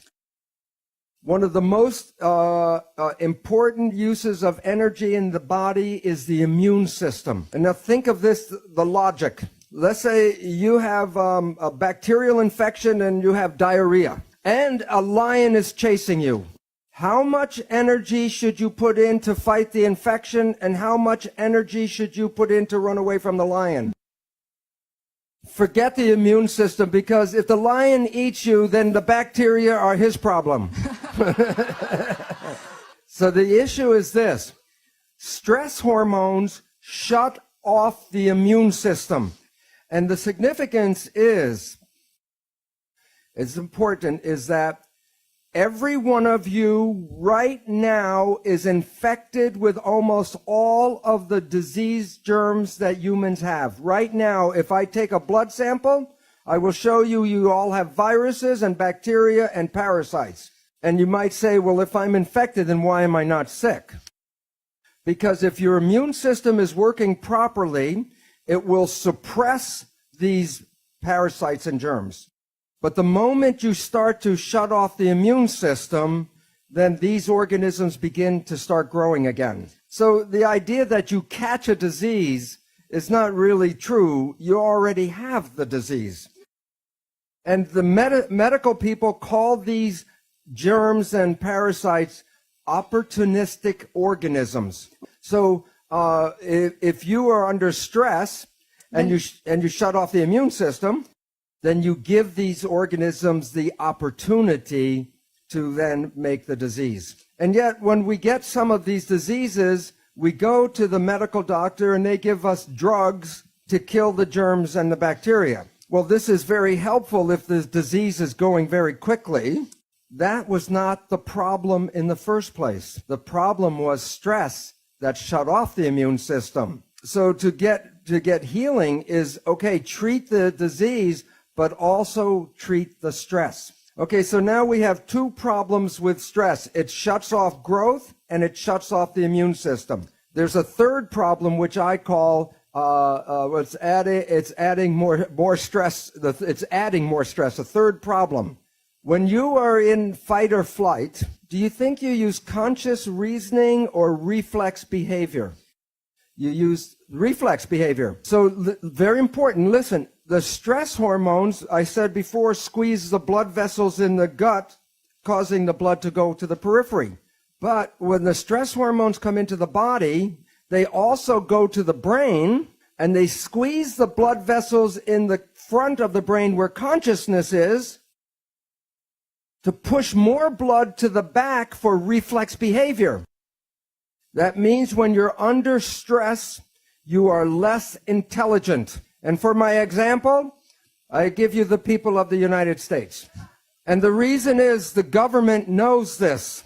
And ever since 9/11, they keep in the media, the newspaper, the television, more stress, and the result is very important.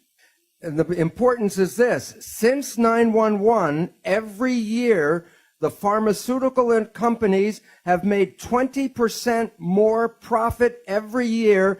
In 5 years, 100% more profit in selling drugs. So it's important to realize that stress affects you in many different levels, but all of them result in shutting down your life. So in our next picture, it's like the cells. People move toward positive growth attraction signals, and people move away from fear or threatening signals. When you move in this direction, you're in growth, and in the other direction, protection. And some things in our world are like elevator music, indifferent. It has now been demonstrated that love is the greatest growth signal in the world. For example, in Yugoslavia, where they have orphanages, who was the leader of Yugoslavia? I think, don't you mean Romania? Romania. Yeah. Oh, Romania. Yeah. Yeah, go ahead with it. Also, Ceausescu was the leader. Yeah. That the people could not afford to take care of their children, and they sent them to orphanages. They got food, clothing, the protection of living inside. They got everything they needed to live except love. And about 40% of those children became autistic. What is autism? Is the child is shutting itself off from the world. It's in protection, closing itself down. And all of the parameters of health and intelligence in these children were greatly suppressed. They got everything but love. Okay, now the issue is, when we are in this direction in protection, we shut off growth, and that's when illness starts. So when we're on this side of the scale, protection leads to disease, and growth leads to wellness. And I said, well, what causes this disease? And the answer is stress. Now, here's the problem that people do not realize.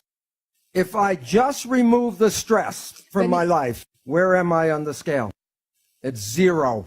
If you want wellness, it's not just the absence of stress. You need the joy and the love to go to growth. So if you're in the middle place, you're not in real growth and real health. So stress alone is not the problem. It is what we need is more love and life and happiness. And all of this is based on perception of how you respond to the world. So now the most important question is, where do our perceptions come from? Number 1, genetics. We get instincts we are born with. You do not have to teach a child how to pull its hand out of a fire. It is also very complicated instincts. For example, when a baby is born, every baby can swim from the moment it's born. It can be born underwater and swim like a dolphin. And this brings up a question which I'll answer in a little bit. If we were all born with the instinct and the ability to swim, then why do we have to teach children how to swim? And it's related to the second source of perception. And that is the subconscious mind, where our learned habits and learned experiences are recorded. So I'll talk about the swimming now. Okay. When a baby is very young, the parents are afraid that the baby will drown. So every time the baby goes near the water, the parents, the baby's by the water. By the sink, by the toilet, by the brook, wherever the water is, the baby hears the parents get very excited. So the baby learns that water is dangerous. And it has a fear of water because the parents express the fear, so the baby is afraid of water. So when the baby is 5 years old, the parents buy him a bathing suit. And they want to put the baby into the water, and the baby grabs the parents like a cat with claws. Because what is in the baby's mind? That the baby you're going to drown the baby. So the learned behavior can override the instincts. The third source of perceptions is the conscious mind, which is different than subconscious mind. The subconscious mind is learned habits. The conscious mind is creative programming. We talk about genetics because you were born with that as nature. It's in your nature to pull your hand out of the fire. But the subconscious behavior is learned, so it's based on experience, and it's called nurture. And for 100 years, science says, which is more powerful, nurture or nature? And it's a useless argument, because what's more powerful? Consciousness. When you are conscious, you can rewrite the instincts, and when you become conscious, you can rewrite the experiences of your life.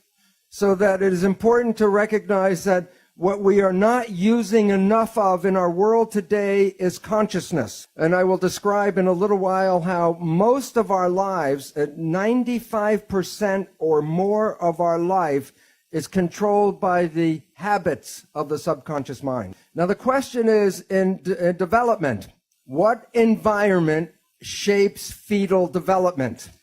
And the reason why the environment is important, as I showed you in tissue culture, the fate of the cell is controlled by the environment in which the cell lives. Whether it's just one cell or billions of the cells in a fetus, it's still the same response. So the question is, what environment is controlling the development of the fetus? You know what? Mama? The mom, absolutely. The mother's environment shapes the fetal environment.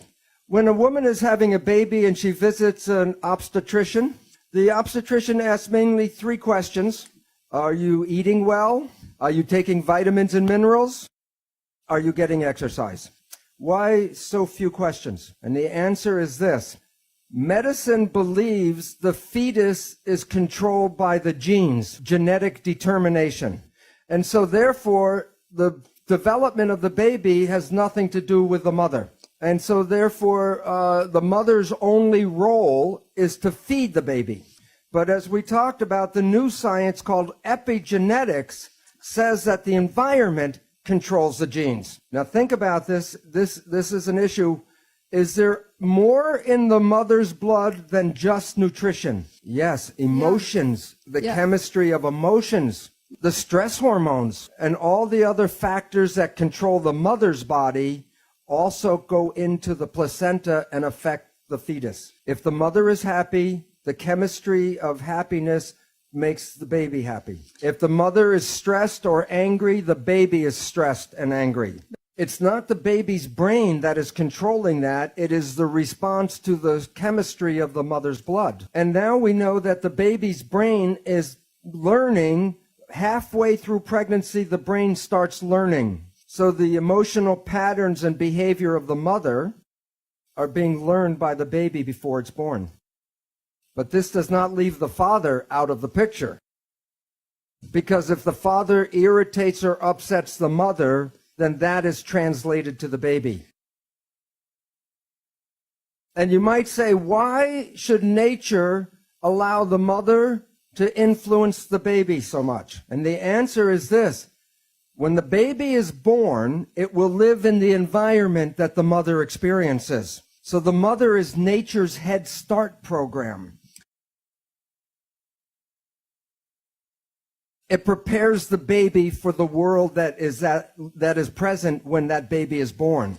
And that the influence of the mother and the chemistry of her blood influence the genetics of the child. So, for example, the experiences of the mother during World War II, and this is in the Netherlands, a scientific study, when there was not enough food and people were in starvation, the influence of the starvation on the mother was passed to and affected the genetics of the child. And when the child grew up and had her own baby, it passed the influence of starvation onto the next generation. In science, it's called the grandmother effect, that the grandmother is influencing 2 generations. As I mentioned, medicine has said that all the development is just controlled by the genes of the baby, and that the brain and the nervous system of the fetus doesn't really work until just near birth. This is now proven to be totally wrong. That the baby, as I mentioned, is learning by midway through pregnancy. It's learning now. So if the father talks to the baby through the abdominal wall, the baby will learn the voice of the father, And when the baby is born and the father says any words, the baby will know which one the father is. And also it works with music because people play music to the baby and it learns the music before it's born. Now I'm going to show you an experiment, a sonogram. And it's a sonogram of a fetus, and there's an argument between the mother and the father. It's in Italian, but it doesn't make a difference because an argument is the same in any language. But what I want you to observe is the response of the fetus.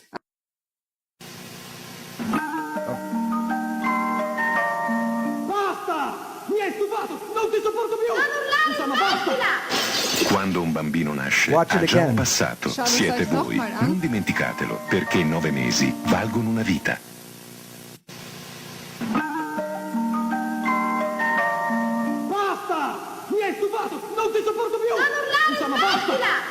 Quando un bambino nasce, ha già un passato. Siete voi. Non dimenticatelo. The baby experiences everything the mother experiences. And if there are patterns, that's when the baby learns. So we were affected before we were born. The personality we have was being laid down before we were born. And in a new book called Why Love Matters by Susan Gerhardt, she describes how the brain develops and how our personality is already derived by 2 years of age. And that's the personality we will express through the rest of our lives until we change that. And I have been talking about how parents influence the genetics of the child. And I say parents are genetic engineers because they shape the genetics of their child. And I've been talking about that for 20 years. And now finally science, and this is from Scientific American, and the conclusion as they show, the findings suggest that a mother's parenting style can affect the activity of a child's genes. So there is a lot of responsibility in being a parent that we have not been aware of because we've always said genes control biology, but it's the environment that controls biology. Question. In the news and worldwide, we see an increase of autism and learning disabilities in children. And I can see now how that is connected. And the question is, can this trend also be reversed or improved? Okay, two parts. I will make two answers. One, there is an epidemic increase in autism, yes. But it's not all due to negative environments. So it's not all the parents' fault. It's an influence of the field, an influence of things believed, for example, like vaccines. And there might be an influence from spiritual, bringing in from the spiritual world. The question is there anything that can be done about it? And yes, the answer is yes.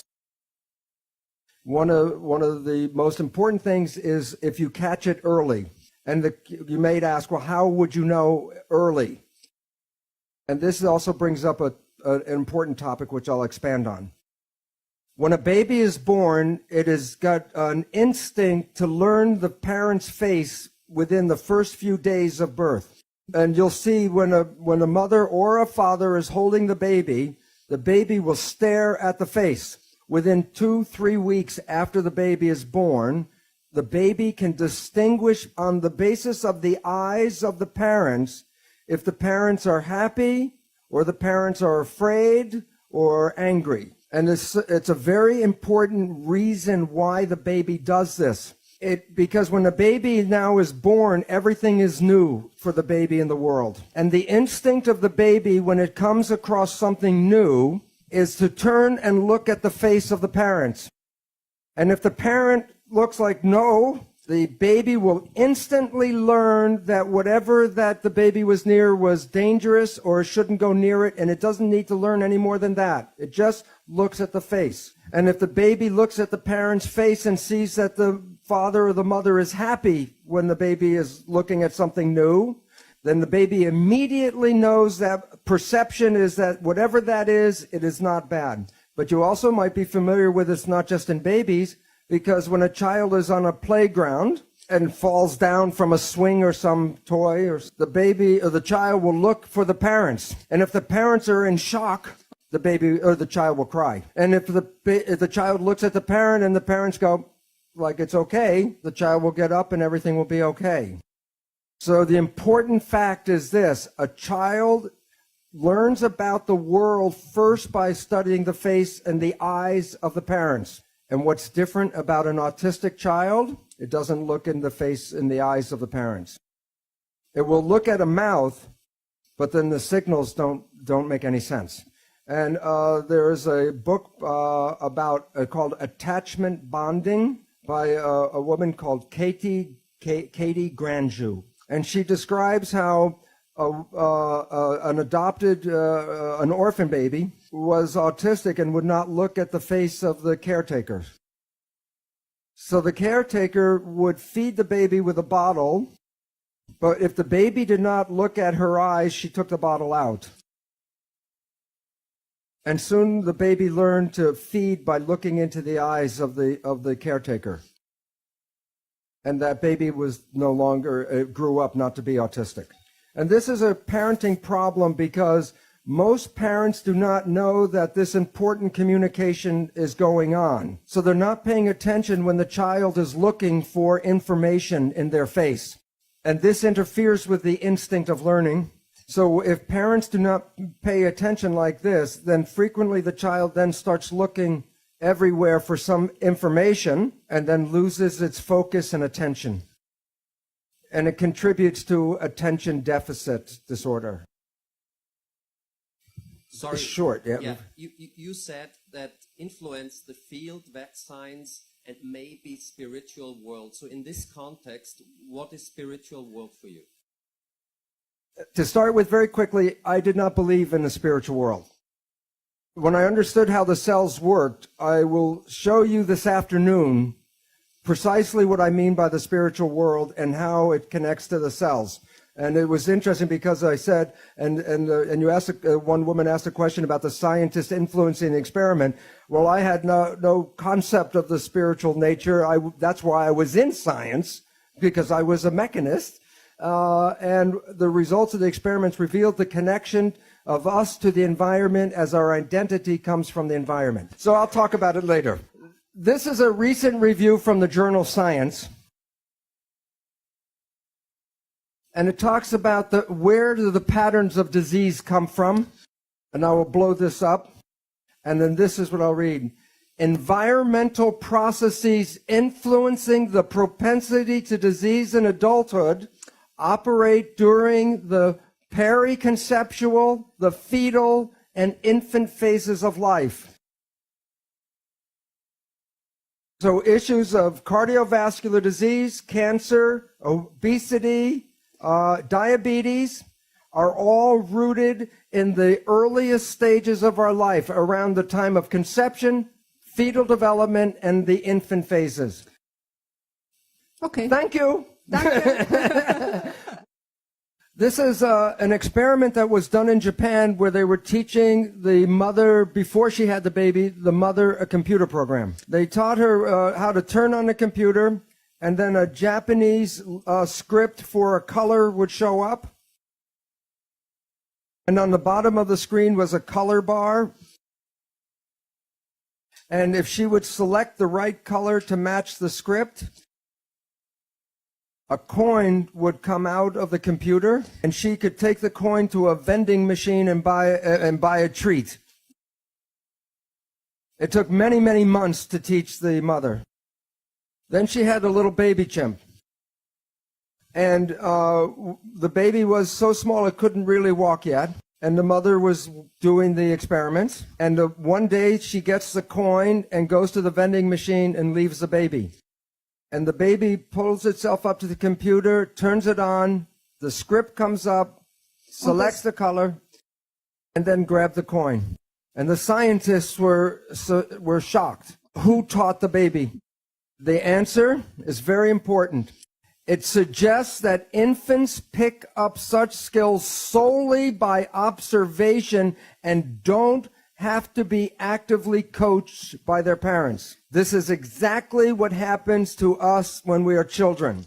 And it is a very important relationship to how the brain works.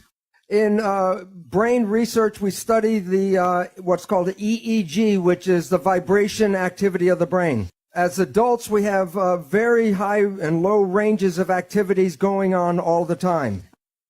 But in our development, we jump from lower to the higher, to the higher, to the higher vibrations over time. For the first 2 years, from before birth to the first 2 years, we are in the lowest frequency.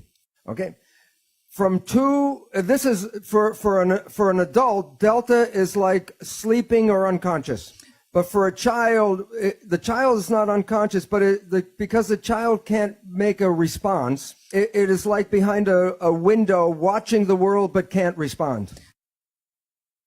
From 2 until 6, there's higher activity called theta. When we're in theta, it's like imagination. That's why children between 2 and 6 mix the real world and the imaginary world in their play. When the child gets to 6, then another level starts called alpha, which is calm consciousness. When the child reaches 12, it can express all the ranges from delta, theta, alpha, and this is like schoolroom consciousness, beta. The most important point, consciousness, the way we think consciousness, is not available to the child until after 6. The first 6 years are the programmable state. The reason is this low activity is called the hypnagogic trance. So when if I want to hypnotize you, I have to take you from higher levels into lower levels, and then I can put information into the subconscious, which is in here. This is an important reason for this period. This is a period of enculturation. A child has to learn thousands and thousands of facts about how to fit into the family and to society. And so the nature doesn't give the child consciousness to create new things. It just gives it the brain activity to download facts. People are familiar with the Jesuits would say, give me a child until 6 years of age, and it will belong to the church for the rest of its life. Because whatever goes in the first 6 years is the first structure in the subconscious mind. The child is in a state of super learning. A child between 0 and 6 can learn 3 languages at the same time. But after this period, if you try to teach a child just one language, it's difficult. So this period in our life is where we learn the fundamentals of relationships, connections, family, and community. So like the chimpanzee, whatever the baby sees, experiences, or learns from the family, it goes right into the subconscious brain. And this is also the period where we learn self-identity. Who are we? What parents tell us we become. So if parents tell us we are smart and bright and lovely and wonderful, that goes into the program. But if we are told we are not nice people, or we're not smart, or we're not pretty, or we're not good, that goes into the program. So for example, in a store, when a child is throwing a tantrum because it wants a toy, and then the parents say, you do not deserve the toy, then that is the program, I do not deserve. But once it's in the subconscious, it's recorded like a tape player, and the rest of your life, the subconscious will play, I do not deserve, I do not deserve. So that the programs that we acquired in the first 6 years shape how we live our life. But this is all below consciousness. So you may not know the programs you received because you were not conscious really during this time period. But most all of us have received a program of not good enough, not the best we can be. Okay, now let's talk about the next part. The mind has 2 parts. The subconscious mind is the original brain, and it can process 40 million bits of data from the environment every second. The mind is very powerful and very fast, but it's totally habitual. It's not creative. It can only play back what it learns. In evolution, the front part of the brain, the prefrontal cortex, gives rise to consciousness. It's a small piece of the brain that is consciousness. Self or consciousness is an add-on option, and most people don't exercise the option. But note, it can process only about 40 bits of data per second. The subconscious mind is 1 million times more powerful. While the subconscious mind is fast, the conscious mind is slow at processing. That's why when you're in an emergency or stress, you operate from this one because it can operate fast and handle lots of data. But the difference between the two is this is habitual. It is the conscious mind that is creative and can generate free will. Just to give you an idea of the difference between 40 million bits and 40 bits, I'll show you the next picture. Imagine this picture has 40 million pixel dots, which is like one nerve, each nerve going into the subconscious. How much, if you open your eyes, how much of this picture does the conscious mind see? That much. I put that much, 40 pixels. Well, the conscious mind is only aware of this much. The subconscious mind is handling all of the other information. The conscious mind can control anything in your entire body. They used to say there were parts of our body that were involuntary control. But now we know that's not true. For example, yogis can regulate their heartbeat, their blood pressure, or body temperature with conscious mind. So while the conscious mind can only handle a few things, the subconscious mind can do many, many thousands of tasks at the same time. Now, recently, neuroscientists are talking about how your unconscious really shapes your life, your decisions. What they say, according to cognitive neuroscientists, we are conscious of only about 5% of our cognitive activity. So what this means is every day, and 5% is high. They say that most people, 1% of their day is in the conscious mind. So every day, you create only from your creation mind, your conscious mind, only about 1% of what is going on in your life. And therefore, 95 to 99% of your life comes from your programming in your subconscious mind. So what this means is maybe you were the child in the store and your parents said you do not deserve. 95% of the day you will sabotage your life to make sure you do not deserve.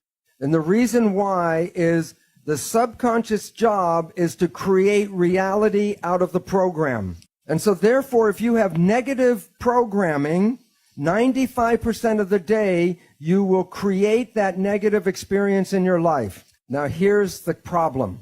The conscious mind and the subconscious mind work together.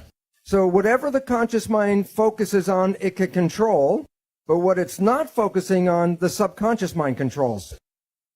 So most of our day, we are thinking about the future or thinking about the past. That's with the conscious mind.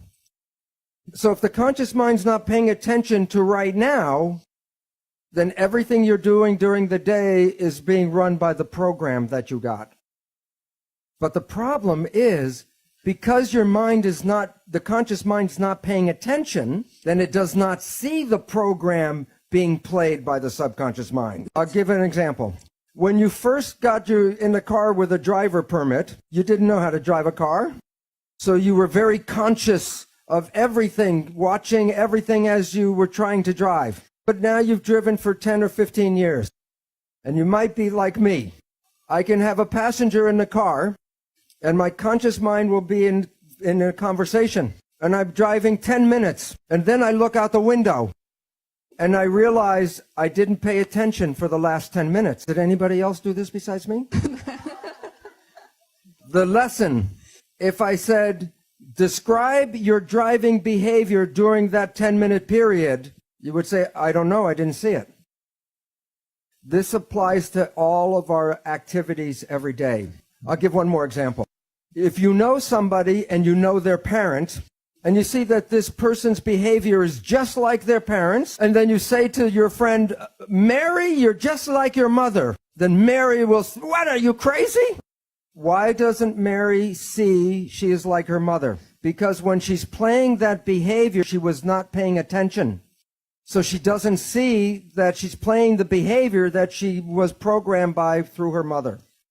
So most of every day, you are not playing programs that you personally want. You're playing programs that you got from other people.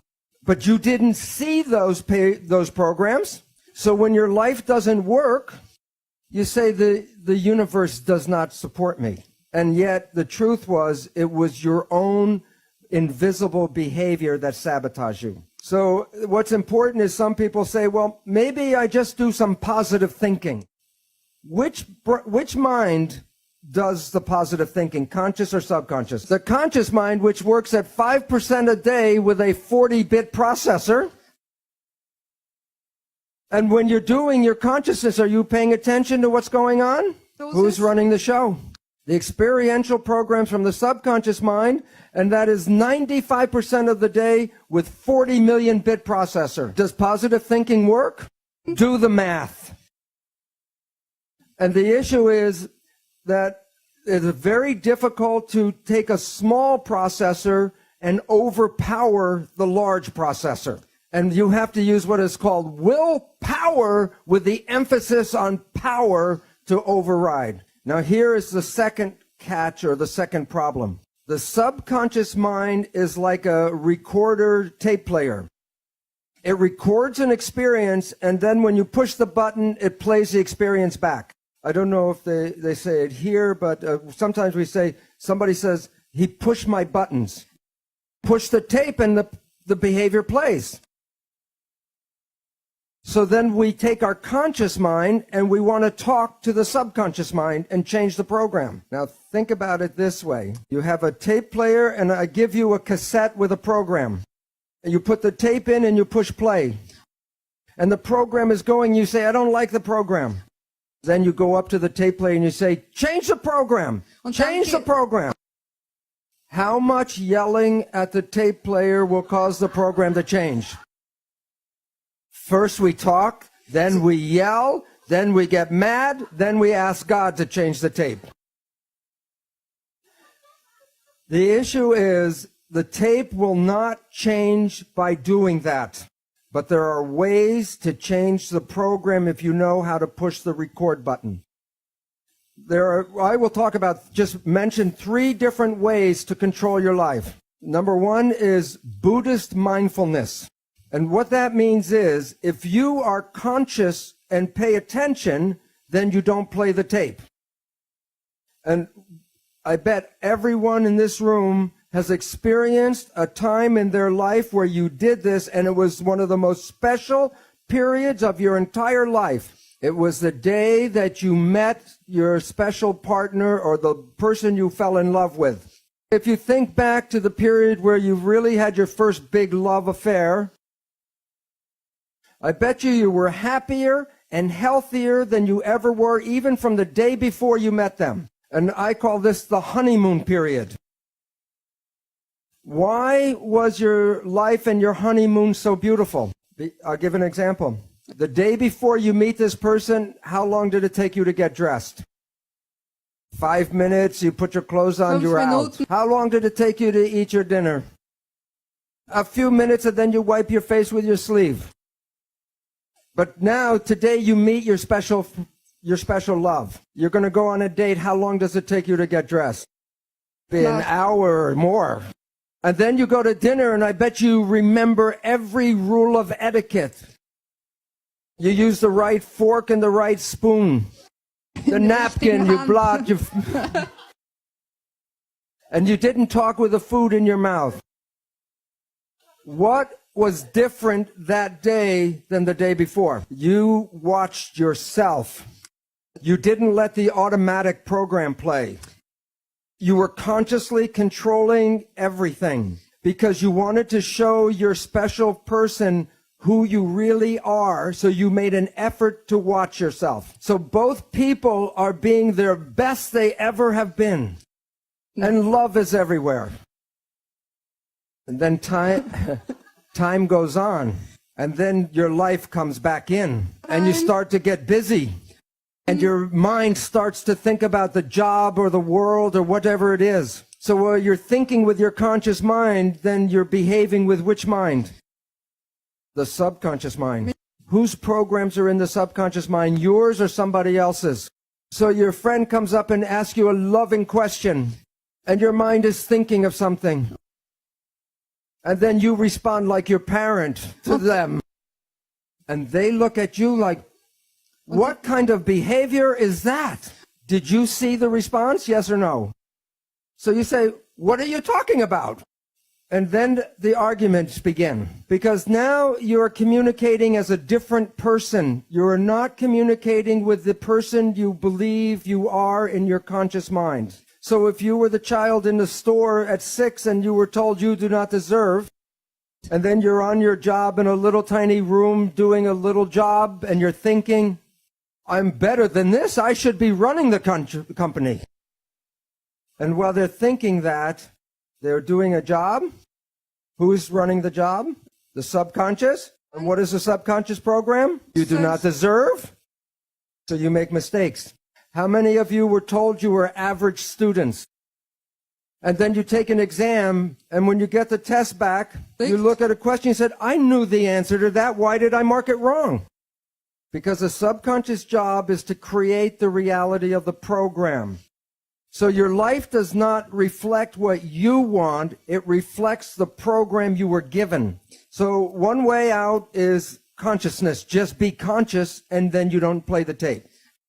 A second way out, clinical hypnotherapy, because that puts you back in the same brain state that you were in the learning period. And then you can put a new program and rewrite the tape. Yet there is a better and faster way even. There's a group of new psychology modalities called energy psychology.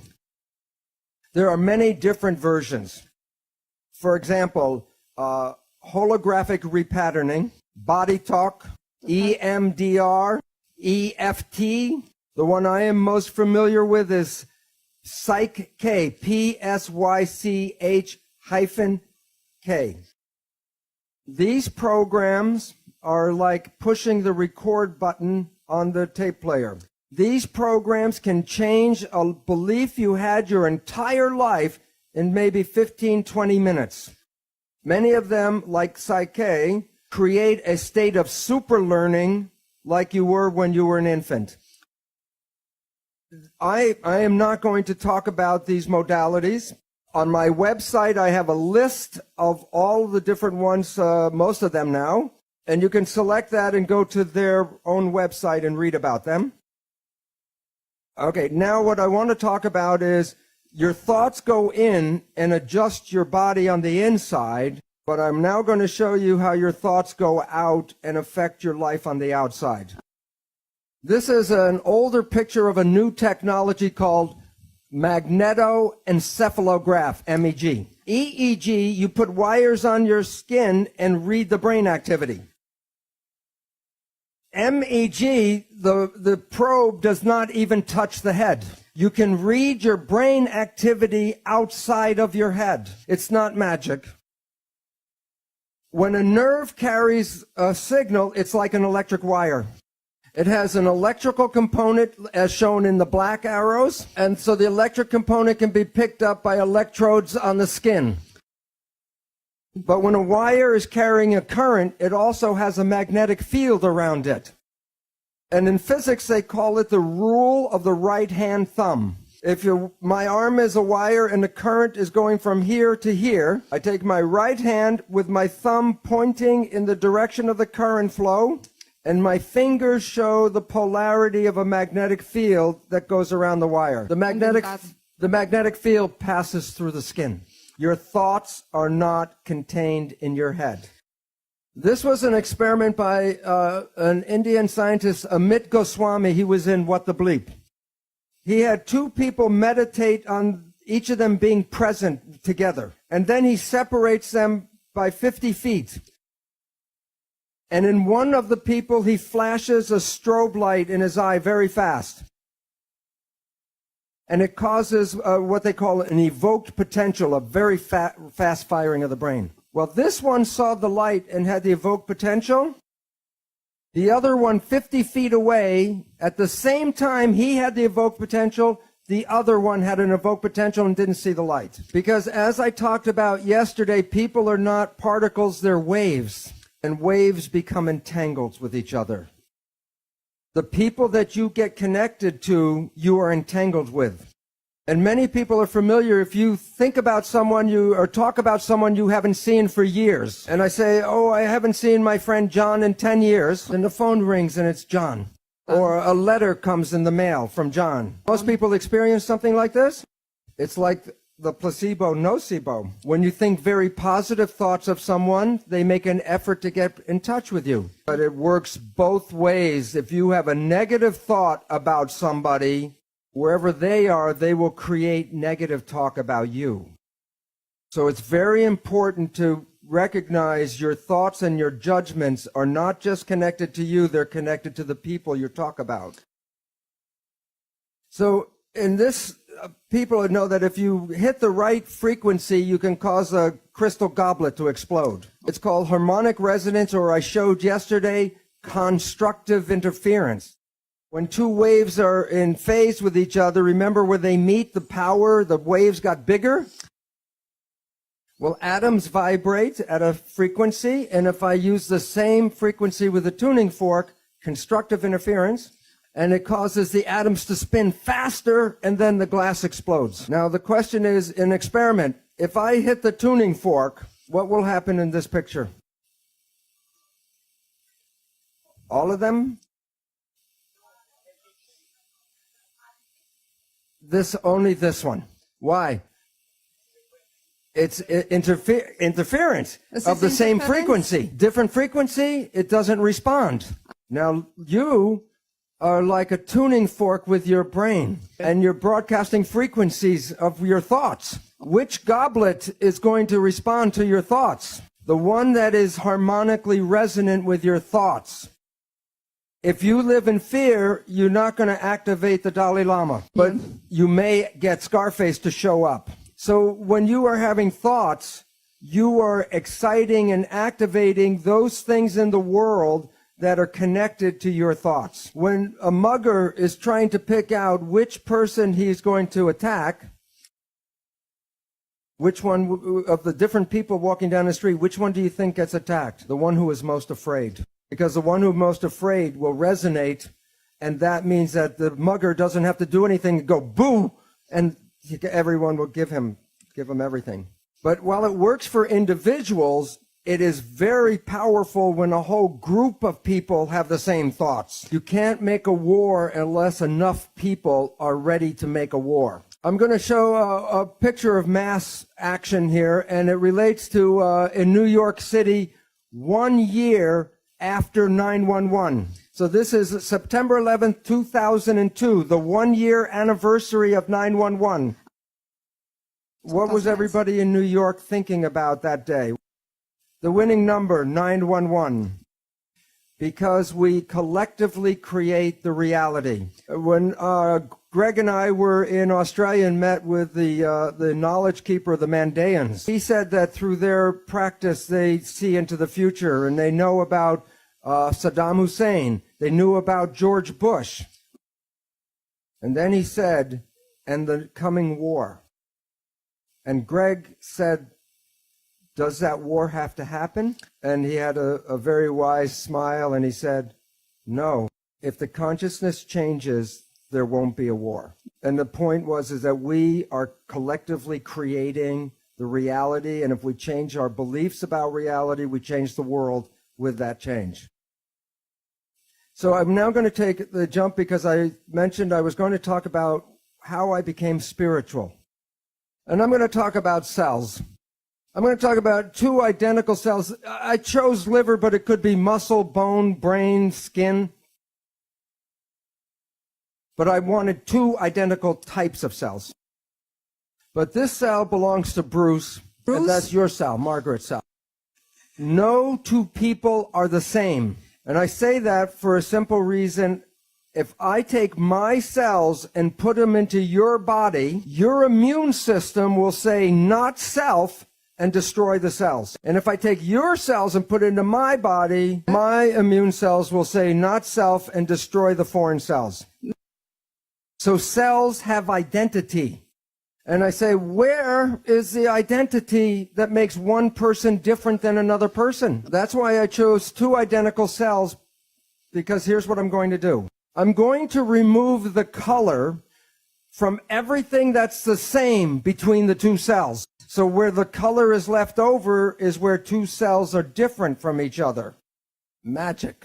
Where's the difference between two people?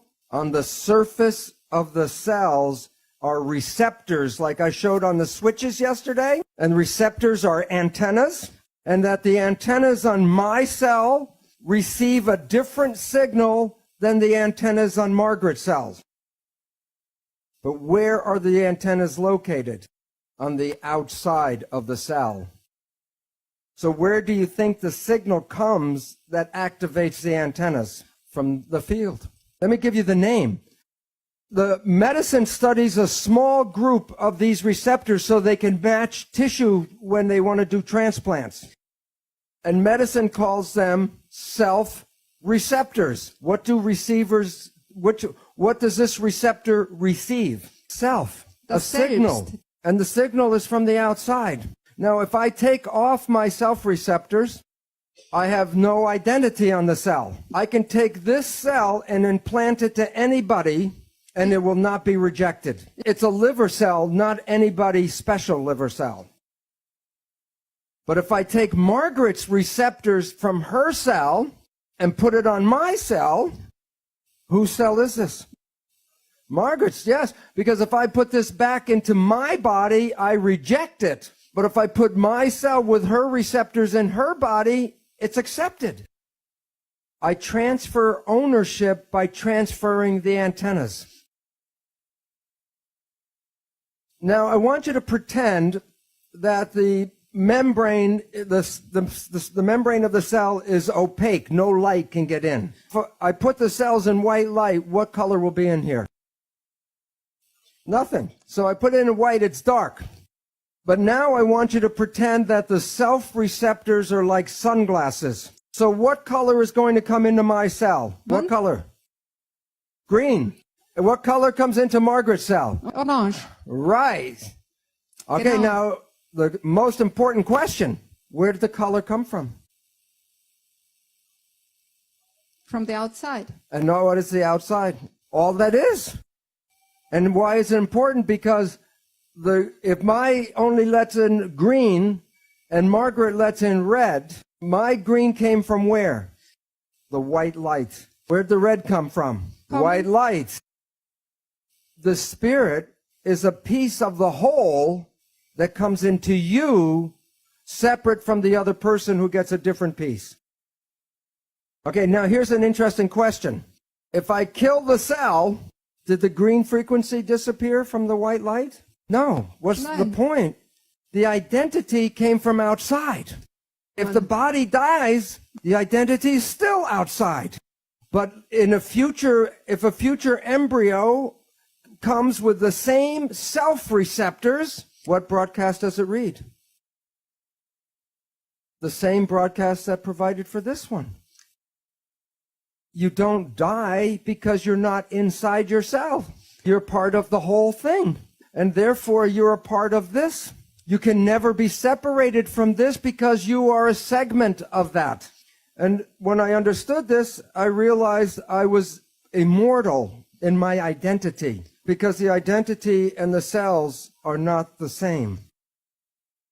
And by this guy, I got very excited because I didn't believe in this stuff, but the science was very clear that the signal came from the outside that made differences between people. And so at that time, maybe I had too much time on my hands. I asked my cells, if I'm already out here, why do I need this? And my cells gave me the answer. My cells said, if you're just a spirit, what does chocolate taste like? If you're just a spirit, what does a sunset look like? If you're just a spirit, what does being in love feel like? And the reason is the cells convert the experiences of the world into sensation, which turns into electrical activity of the brain, which connects to our source. So the most important thing I learned at that moment was this place is for us to sense and taste and smell and touch and experience and love and live this planet while we can. And what happens when we live in fear? We shut everything down, and the life is wasted.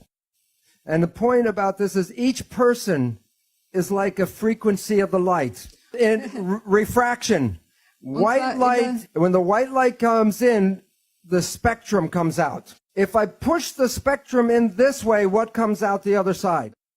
White light. But each one of us is like a frequency. So we vote in this room, we don't like Mr. X, and we throw Mr. X out. Okay, so we throw out Mr. X. I take the remaining frequencies and I push them back through the prism. Do I get white light? No. We, as a group, want the white light to come back to the planet. We gave the white light to people like Jesus and Buddha and Mohammed, but they were trying to teach us a lesson that we are the white light. The lesson we did not learn is that we are cells in a larger thing called humanity. We as individuals are not evolving. Humanity as a collective organization is evolving. So we have to recognize each human is a piece of all that is, and all of us together make white light. And so we are in a state in the world where we keep killing off the cells, and it's not a coincidence that as we destroy the body of humanity, that humans are suffering from what are called autoimmune disease, self-destruction. For the vibrations that affect the whole also create the same pattern in us. Okay, so the mind, let's talk about it now. That there's a super consciousness, something from the environment that plays through the self-receptors. There's a subconsciousness, which is our experiences and our instincts. Most people live their day-to-day life just using this.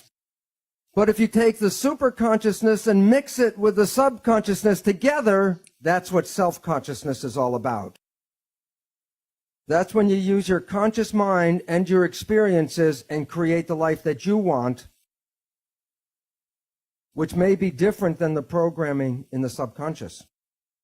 And the difference between these is the superconsciousness is intuitive. When you're having thoughts, they're really out in the field. There's where you pick up your information from. The subconscious is the autopilot. It will drive the car if you're not paying attention. And as we found out, 95% or more of the day we operate with this. But when you take that one and this one together, then you're driving your own vehicle. So in conclusion, I say, well, what creates the life that we have? And the answer is spirit, the element from the field, and then the influence of the spirit in the self is the mental process. So the reality that we're experiencing right now is a combination of spiritual and mental activity. The article is called The Mental Universe, and it's from a professor of physics at a major university called Johns Hopkins University. Instead of reading the whole article, I'll show you the exact 2 sentences at the very end of the paper. The universe is immaterial, it's mental and spiritual. Live and enjoy. And this ties together all the work that Greg has been talking about in the field, the mentation, the spiritual element. It ties it to the physical body and your own consciousness. And therefore, we have a good message from science. We can create the world that we want, and what we have to do is become conscious. And then heaven will be on this planet right here. Thank you very much. Thank you. Thank you very much. Thank you. Thank you very much. Quantum phone, quantum excitement, quantum success. It's not just phone service anymore.